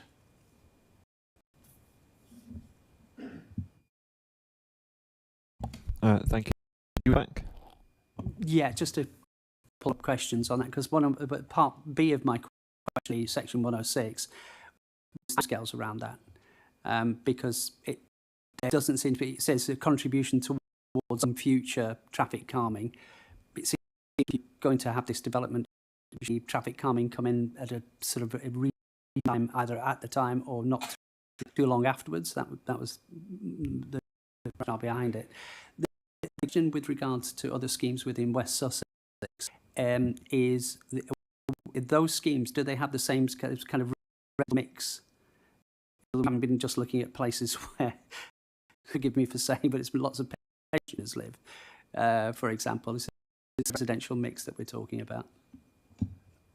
Dealing with the latter question, yes, the most recent one I've dealt with is in Burgess Hill for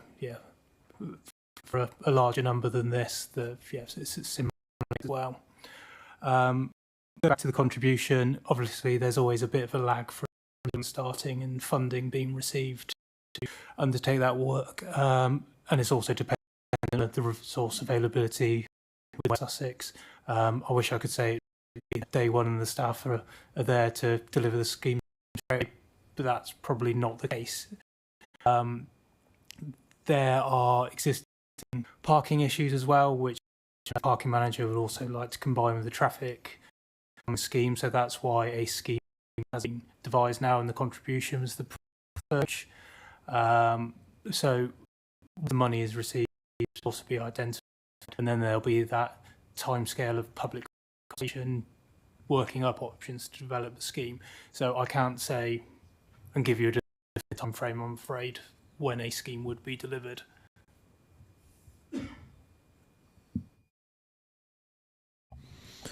Okay. Councillor Lunnan.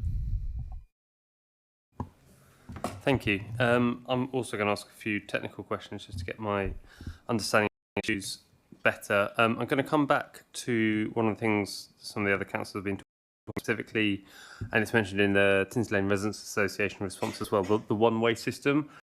To disagree with your initial response that it wouldn't make a difference. If vehicles are only travelling one way, it doesn't need to be any wider, obviously because the vehicle is travelling one direction, so you don't need it to be 2 lanes. Also, you would reduce the traffic movements by roughly half, so half the traffic is coming in or half the traffic is going out to what it was before. But my technical question on it, and I accept it's not a planning consideration, my technical question for the application as a whole is, we're considering access as part of this overall planning. Are we actually confirming at this point that they're 2 separate, the site as a whole is one big site? So by granting access through both those roads, are we actually defining at the time that the football pitch will only be accessed through Kenmara Court, and that the house element will only be accessed through Birchley, or while still granting permission, along with those 2 access points, I'd like them to look again at the possibility of a one-way system within that planning permission, because we've still got the permission, we're still saying those are the 2 access, changing the internal configuration of the roads within that system. That's a technical question. I was concerned, like Councillor Cheriton, on the fit out of the football club, so I'm glad that has been answered what you're saying. So sorry about that. My question is around sustainable transport. Tinsley Lane is probably the worst residential location in Crawley for cyclists, and looking at the transport from that was the associated document, it is a proposed cycle route along Tinsley Lane, and this proposed cycle route is currently being funded by the Ford Government. Now, I'm a keen cyclist that knows a lot of the cycle routes around Crawley. B, not sure why Forgewood would fund a cycle route through Tinsley Lane, because I don't think they're linked elements particularly in any way, and C, have seen no sight of this cycle route so far. So a couple of the other councillors have rightly raised the consideration that a lot of the considerations would be mitigated if more people cycled or walked. I don't think there is in any way good cycling provision for this site, and so I was slightly surprised at the relatively meagre sustainable transport contribution in sections 106, and I was wondered how that had been calculated, considering all the water neutrality reduction that makes viability a bit less of an issue. I was therefore wondering whether we could actually significantly increase that transport contribution and actually try and create some improve cycling provision to the whole Tinsley Lane area, which would then also benefit the existing residents of Tinsley Lane.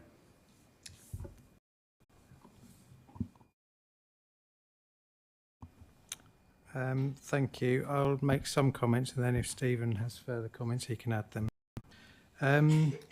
In terms of whether this commits sole access, to the two accesses both being two-way accesses, I'm not certain that it does necessarily, but as I've said earlier, the Kenmara Court access is fairly tight to the football facility. Well, it's to serve the football facilities, but it would need improvement to serve the resident part too.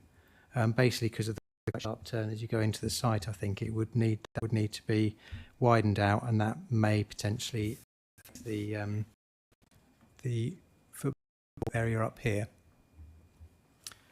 So whilst I think in principle it may not rule it out, because we would be granting access.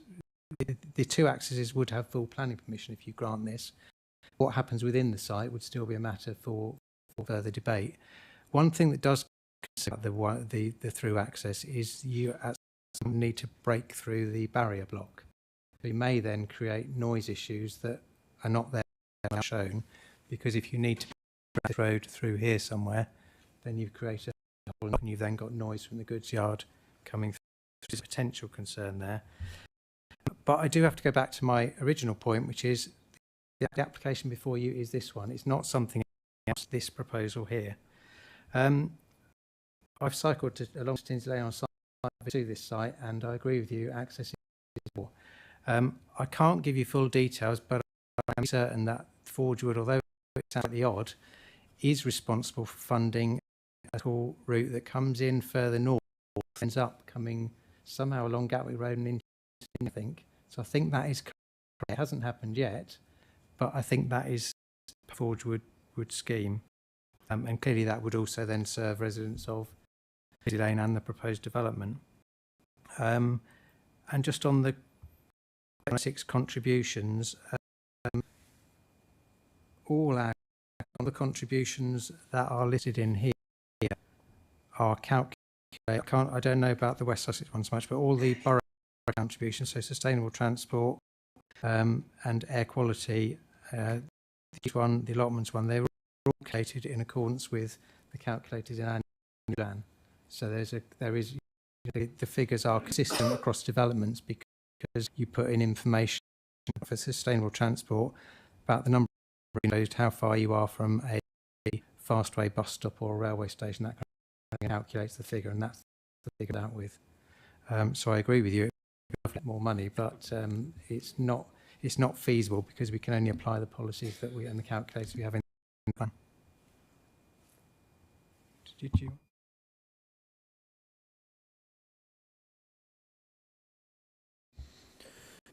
Councillor Mullins. Thank you very much.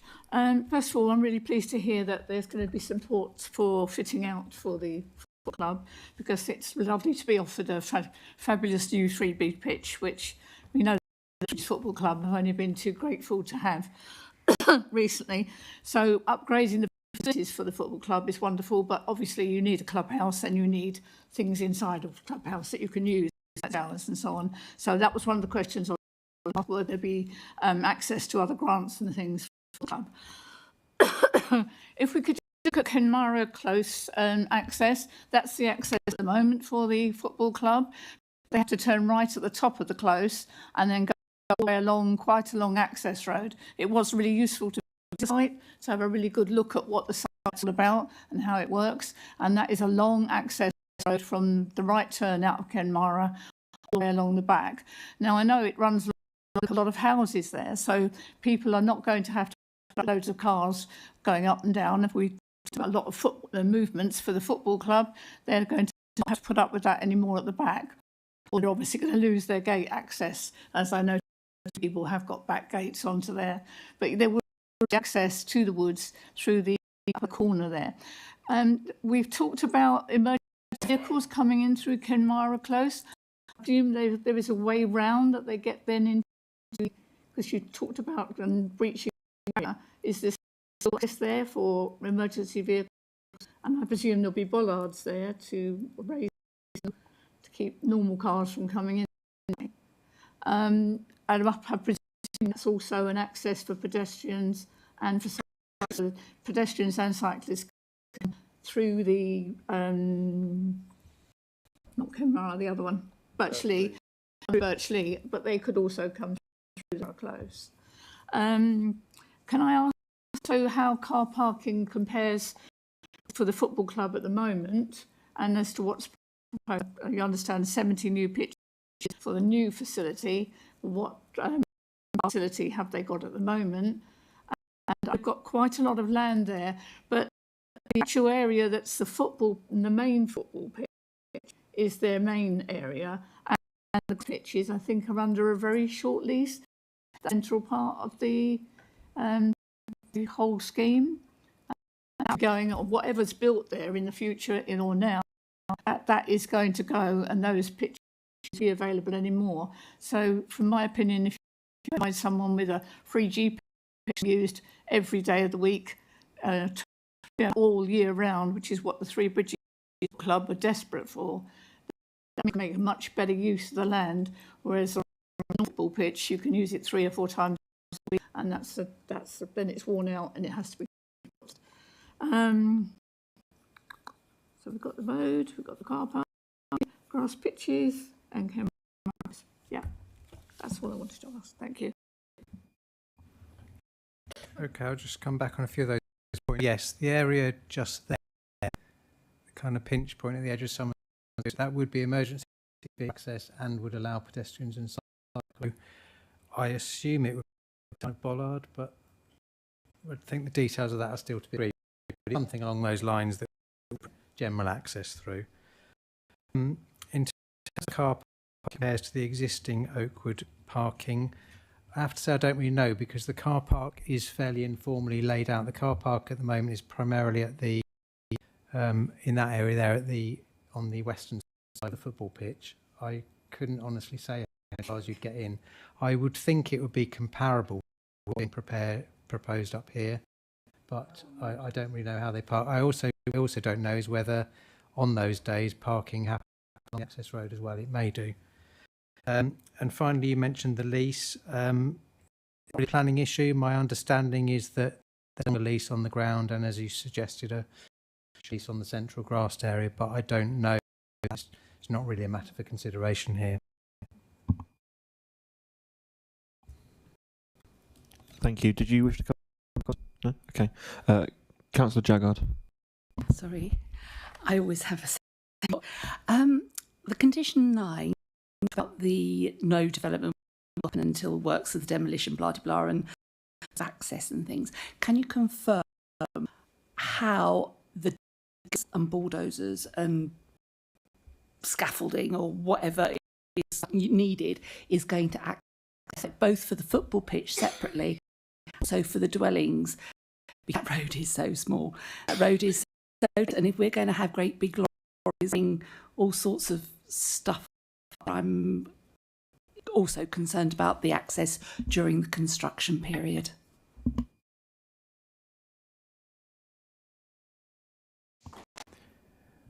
I don't think we can really answer that question. The whole point of the condition is to require a construction management plan. They will have to submit details of how construction will take place, including access arrangements for construction vehicles.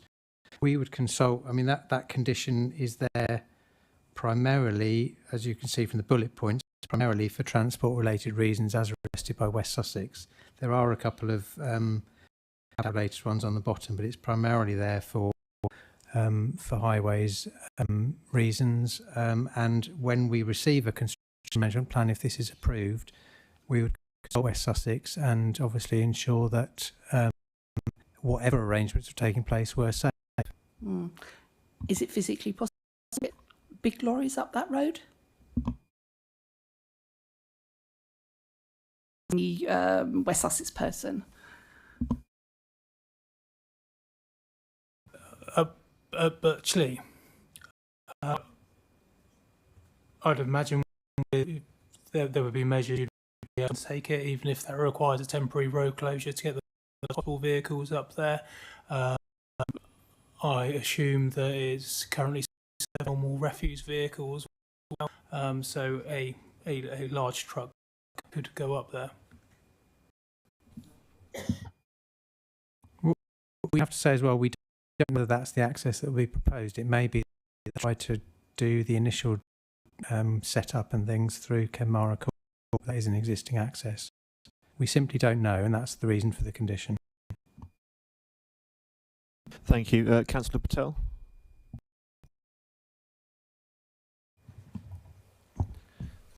Yeah. So, and just so that I'm clear, so we're looking at this application as a whole, and therefore, if we approve it, then a decision on the access or any change, if they don't go back to planning, as I understand it, and obviously, absolutely Crawley needs more homes and definitely affordable homes, but I think it's that question of access that is just the question that keeps I just make sure in my decision to approve it, I understand we're, it's been reminded that we're looking at the application as it is, but in approving it, I want to know if this is the most viable way of planning the access. And to Councillor Lunnon's point that, on that one-way system, that's not part of this application, but again, it's a question that I think is important. The point about the barrier block was made, but if it has access to emergency vehicles, is that barrier block not broken? And also, when we talk about the barrier block, like what are because when I read through it, I don't actually see the figures. Like, how is this measured? How is what is the noise without the barrier block? What is the noise with the barrier block? What is just so that we can understand the data before making a decision.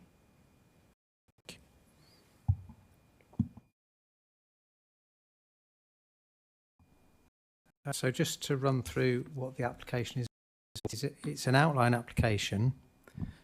So you're effectively you would be giving permission in principle, but as part of an outline application, you can ask for certain elements. One of them being to be considered in full at the time of the decision, and that's what the applicant is. So they are seeking full planning permission for the 2 access points, and outline planning permission for the whole rest of the site.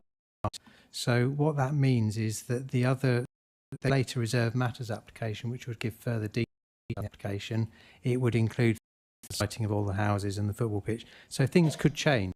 The layout could change through the reserve matters stage, but the thing that has been drawn up has obviously taken account of a lot of the constraints on the features, like the barrier block, which clearly they're not generally seen in most developments in that form. But it's proposed to address very specific constraints, Woods Yard and Crawley Avenue. So it's probably the layout would change very much. See, what we don't have at all is the detailed design houses and those kinds of things. So there is a lot more work done. You would only be granting permission, the principle of the up to 100 houses and the football provision within that larger site. The reserve matters application could change the arrangements. If they wanted to come back and change the date, then because it's a major application, it probably would be the planning committee, but it wouldn't what change they were proposing. You're quite right. The emergency vehicle access running through it clearly it avoids breaking the block. I think the concern would be that that's just going to be a lane road with a bollard in it. It's not a 2-lane road that would be wide enough to add to residential development. So once you start creating a 2-lane road, obviously you then need certain turning spaces and things within that road, and that would be you then widening that out in a way that might affect the barrier block. We haven't seen that scheme, so I don't know whether it would affect the barrier block, but it could do. In terms of viability, the information that we have been given is that the other access points are all, for various reasons that I explained in the presentation, more expensive. Some, such as coming over the railway, are considerably more expensive. Others involve purchase of third-party land and things like that, and demolition of houses. So clearly that does add to the costs. And then in terms of noise, the local plan sets out acceptable noise levels, and you can see that in conditions 18, 19 and 20, it talks about specific levels in terms of frequency and decibels, and the standards at which the new residential development will need to meet. So they are standards within the local plan. There's a noise annex to our local plan because in Croyley with Gatwick, aviation noise is a particular issue. So we have an annex in our plan that covers that, and the conditions that are recommended are in line with that and have been drawn up in consultation with environmental health. So that's where they've come from. I hope that answers your question. Yeah, no. So on that noise point, it was because during it was some of the possible viable access points or the one-way system were maybe not reasonable because of the barrier block, but then we don't know the actual impact of the barrier block at the moment, and also the impact of a one-lane access for emergency versus a two-lane with some turnings. We don't know what the differential is by adding that second lane. Is that right? We don't. It's not part of the application before you know, but we do know the barrier block has been designed specifically to deal with, particularly with noise from Crawley goods, which obviously noise coming from this direction is going to hit that wall, and the wall is going to protect residents who would be on that side of it. That's the intention. The minute you start creating holes in that barrier block, noise to come through, and then the impacts become potentially significant for houses within the scheme. Yeah, I'm sorry to ask again, but then I understand that, but we do have a gap for the emergency services, so we don't know the impact of that gap. Well, the gap for the emergency vehicle access because it's up at the end of the block.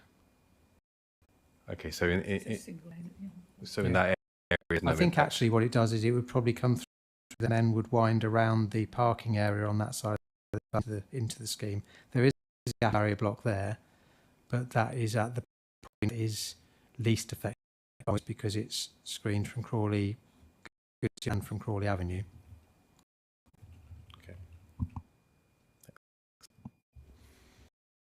Councillor Edenai. Thank you very much. I would like to ask questions clarifications on some. Now on the system that is being used, I from how it will affect residents on Batch Lane.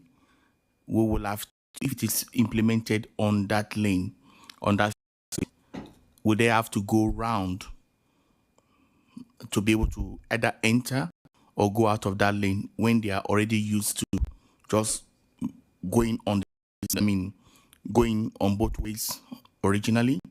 That is, would they have to go round the road to go out or come in depending on the flow of the way? And then also during peak times of the use of the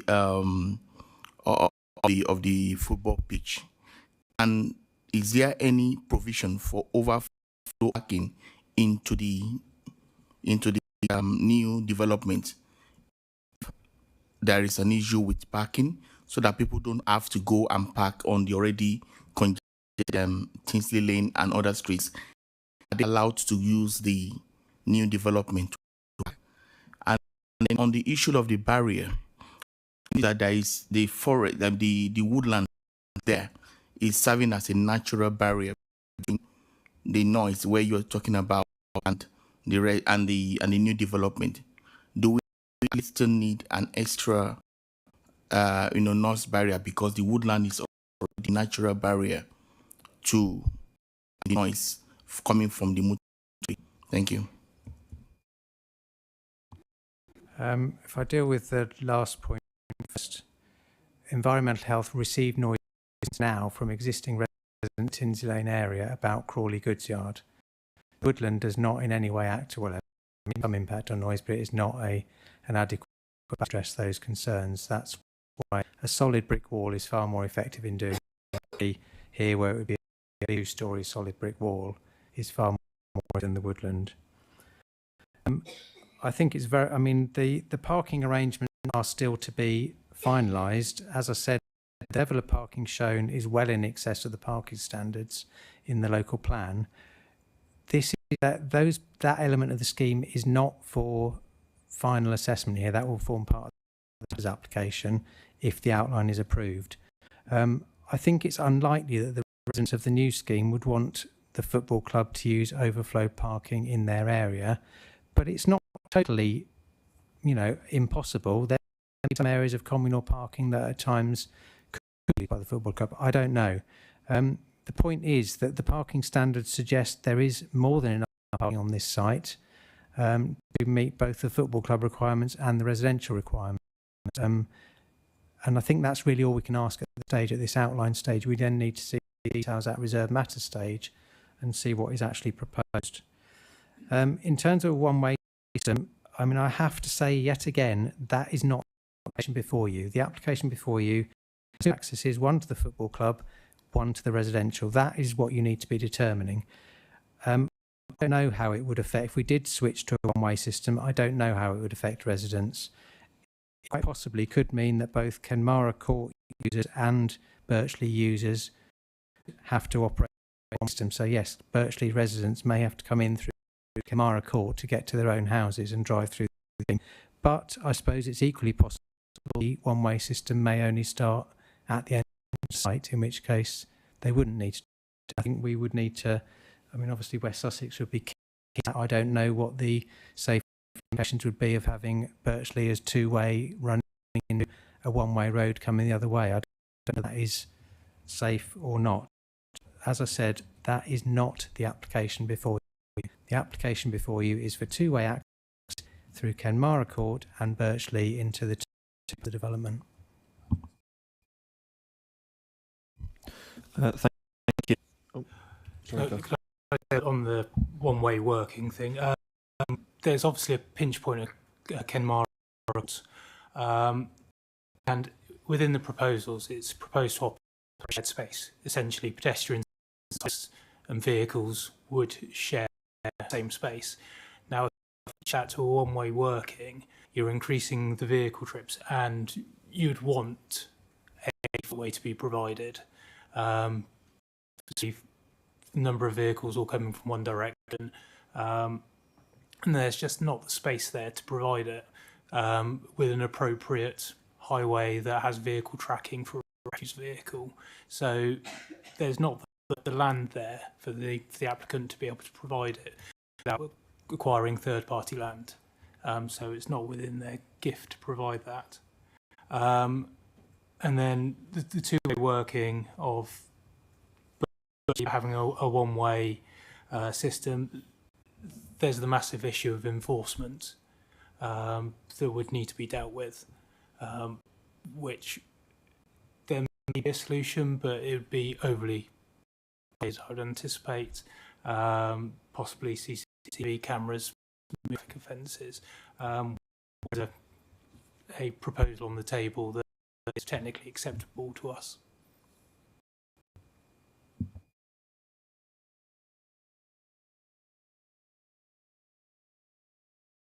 Sorry, do you want to come back or? No? Okay. Does anyone else want to speak? No. Okay. If I might give my 2 cents, I think while we're all aware of the situation when it comes to housing, I think it would be deeply regrettable to affect the quality of life of residents in the area and current institutions in the area. I think we're all aware of the impact on mental health, that's the mental health that sport can have, and I wouldn't wish to the spirit of creating life for people in terms of housing to potentially erode the quality of life of people that use the area. That's just my 2 cents. We'll now move to the vote. The recommendation is to permit, as I will move the recommendation. Can I ask for a second? Councillor Jaggard, thank you. Please can I have a show of hands for all those for? All those against? And all those abstaining?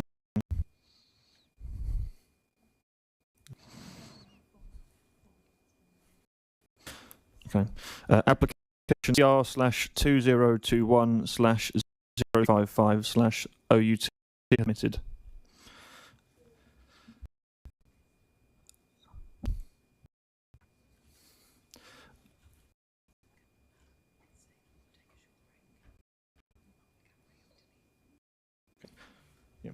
We'll now take a short break.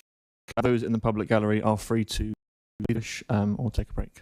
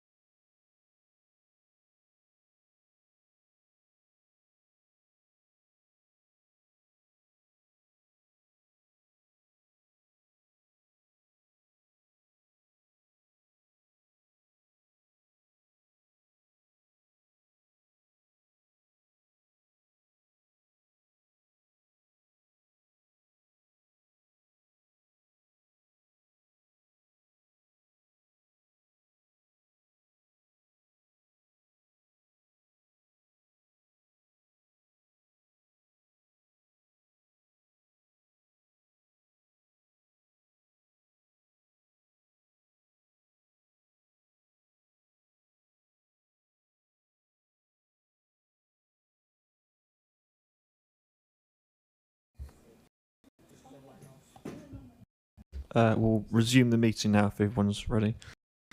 So we'll now move on to agenda items, planning application CR/2024/202/FUL, Leicester Court, Newbury Road, Pound Hill.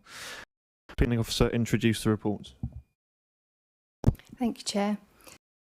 This application relates to a block of flats in Leicester Court. Sorry, it's very easy to see.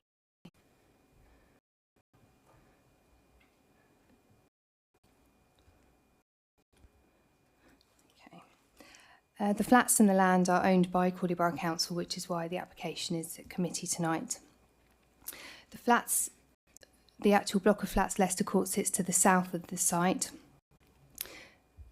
To the immediate north is where a proposed bin store is going to go, and the subject of this application. Further beyond is a playground and a playing field and open space.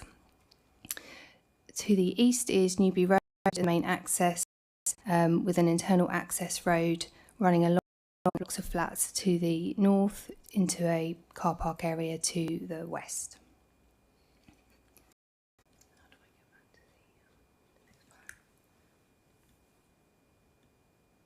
Sorry, I'm on my laptop, which is why.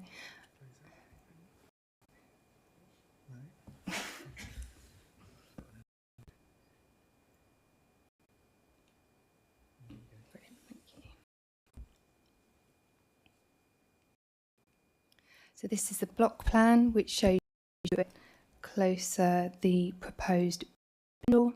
At the moment, the existing bin store has 2 storage units to the block of flats, and the proposal is to create a bin store for the residents of Leicester Court. It's adjacent to the internal access road. It will be an area of grass which is accessed from a tiny bit of the lay-by here, as it's just taking a corner off here. It doesn't actually result in parking spaces. The elevations.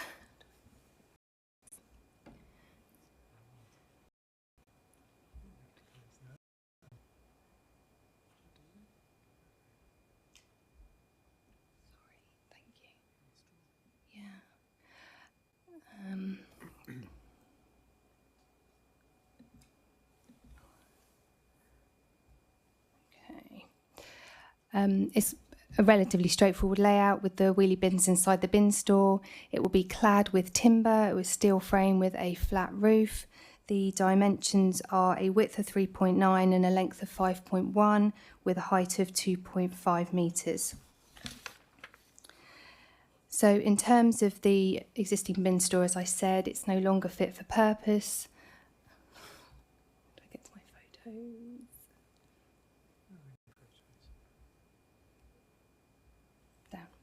Sorry about this. So this is the location of this bin store. This is the lay-by here. With grass is where the bin store would be located. As I said, the entrance will be facing the east with access and a keypad so that residents would be able to gain access to the bin store, but members of the public wouldn't.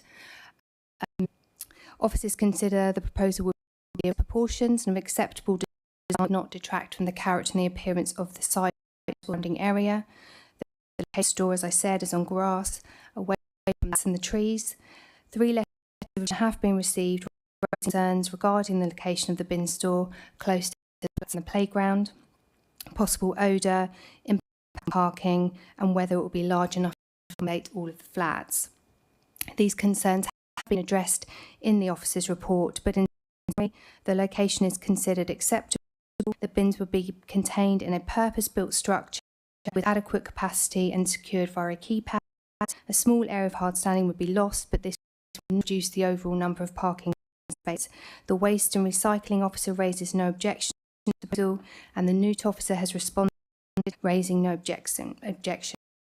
Officers consider that the proposal would provide improvement on it by creating a purpose-built bin store for the residents of Leicester Court, and the proposal would accord with the plan policy and is recommended for approval.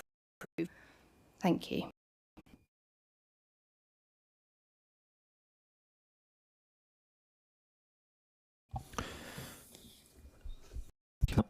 There are no speakers registered in regard to this item, so we'll move to the debate. Committee members raise their hands if they wish to speak. The officer will respond to queries one by one.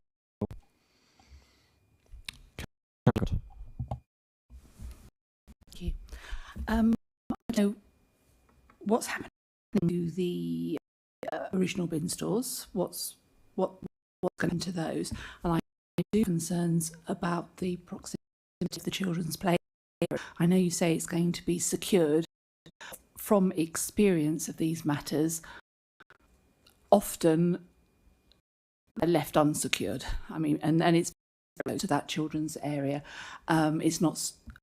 I don't know whether that hedge that in the photograph is going to stay there, whether it's going to be screened off, because I am concerned that children will be able to access it is, and I have terrible problems with flats. Maidenbough. The bin stores are never added to it, so I just wondered what's happening to the ones that are in the photograph. Thank you. The existing photo, they will be repurposed. I'm not entirely sure. Probably storing is what the applicants, but they won't be used more because they don't function operationally as set out in the officer report. They are constantly, people are fly tipping in them, or putting the wrong rubbish in the wrong places, and it's become a bit of a problem for the refuse collectors and the residents. And then in terms of the children's play area, this hedge here is remaining, so the hedge will not be disturbed by the bin store. It would sit just to the side of it, and the access actually face kind of in front of the bin store, away from the play area, so it will set away as far as it can be from the playground. And as I said, in securing it, there will be a keypad. That is what has been put in the proposal. The residents will be given the keypad, and that is that's what the proposals are. It's just that it's a very big grass, and there's a lot of space. I just it's a bit daft in a way. Such dangerous potential danger right near. It's only what, 5 to 8. It just seems too close to me. Councillor Lennon. Yeah, quickly on the security. Is this area, and this might not be a planning consideration clear now, and apologies if it isn't interested. Is it covered by CCTV, this location? And the main reason I'm asking is the security of potential other users of a storage area, or basically, it doesn't change the planning application. I'm afraid I don't know.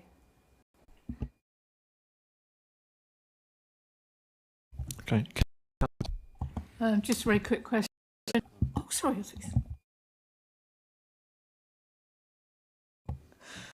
Sorry, thank you. Just a quick question. I was wondering, because we're thinking of moving away from the storage area. Can we not do something about the storage area? Put a keypad lock on there, because I'll be happy for it to be secured somewhere in the open with the kids, because you know what children can be like and what adults can be like, and they like setting things on fire. So not do something about the storage area. Thank you. They do locks on them. I think part of the problem is that they've been working very adequately. It doesn't form part of this planning application. Hold on a second.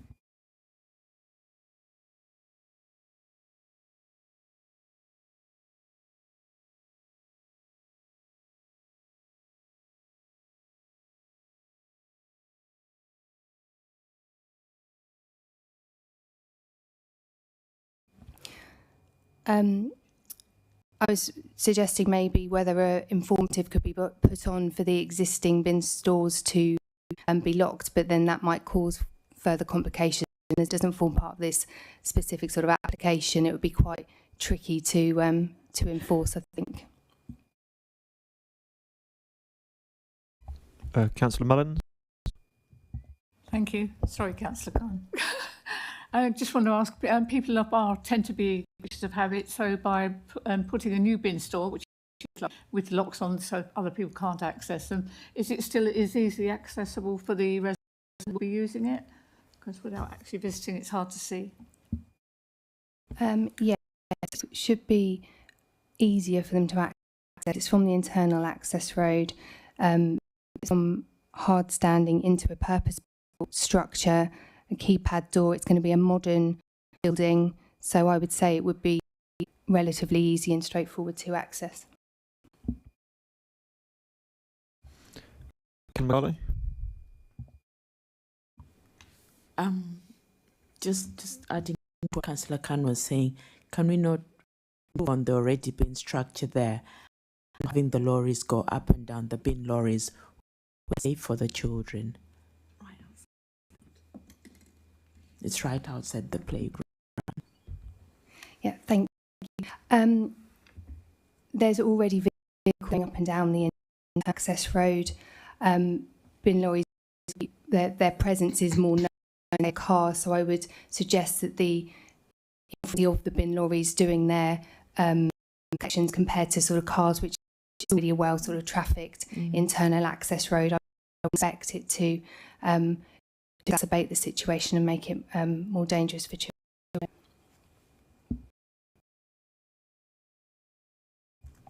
And I'll move on to the vote. The recommendation to permit. As the chair, I will move the recommendation and ask for a seconder.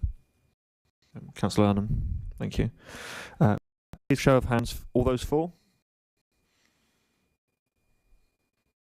All those against? All abstaining? Application CR/2024/0202/FUR has been permitted.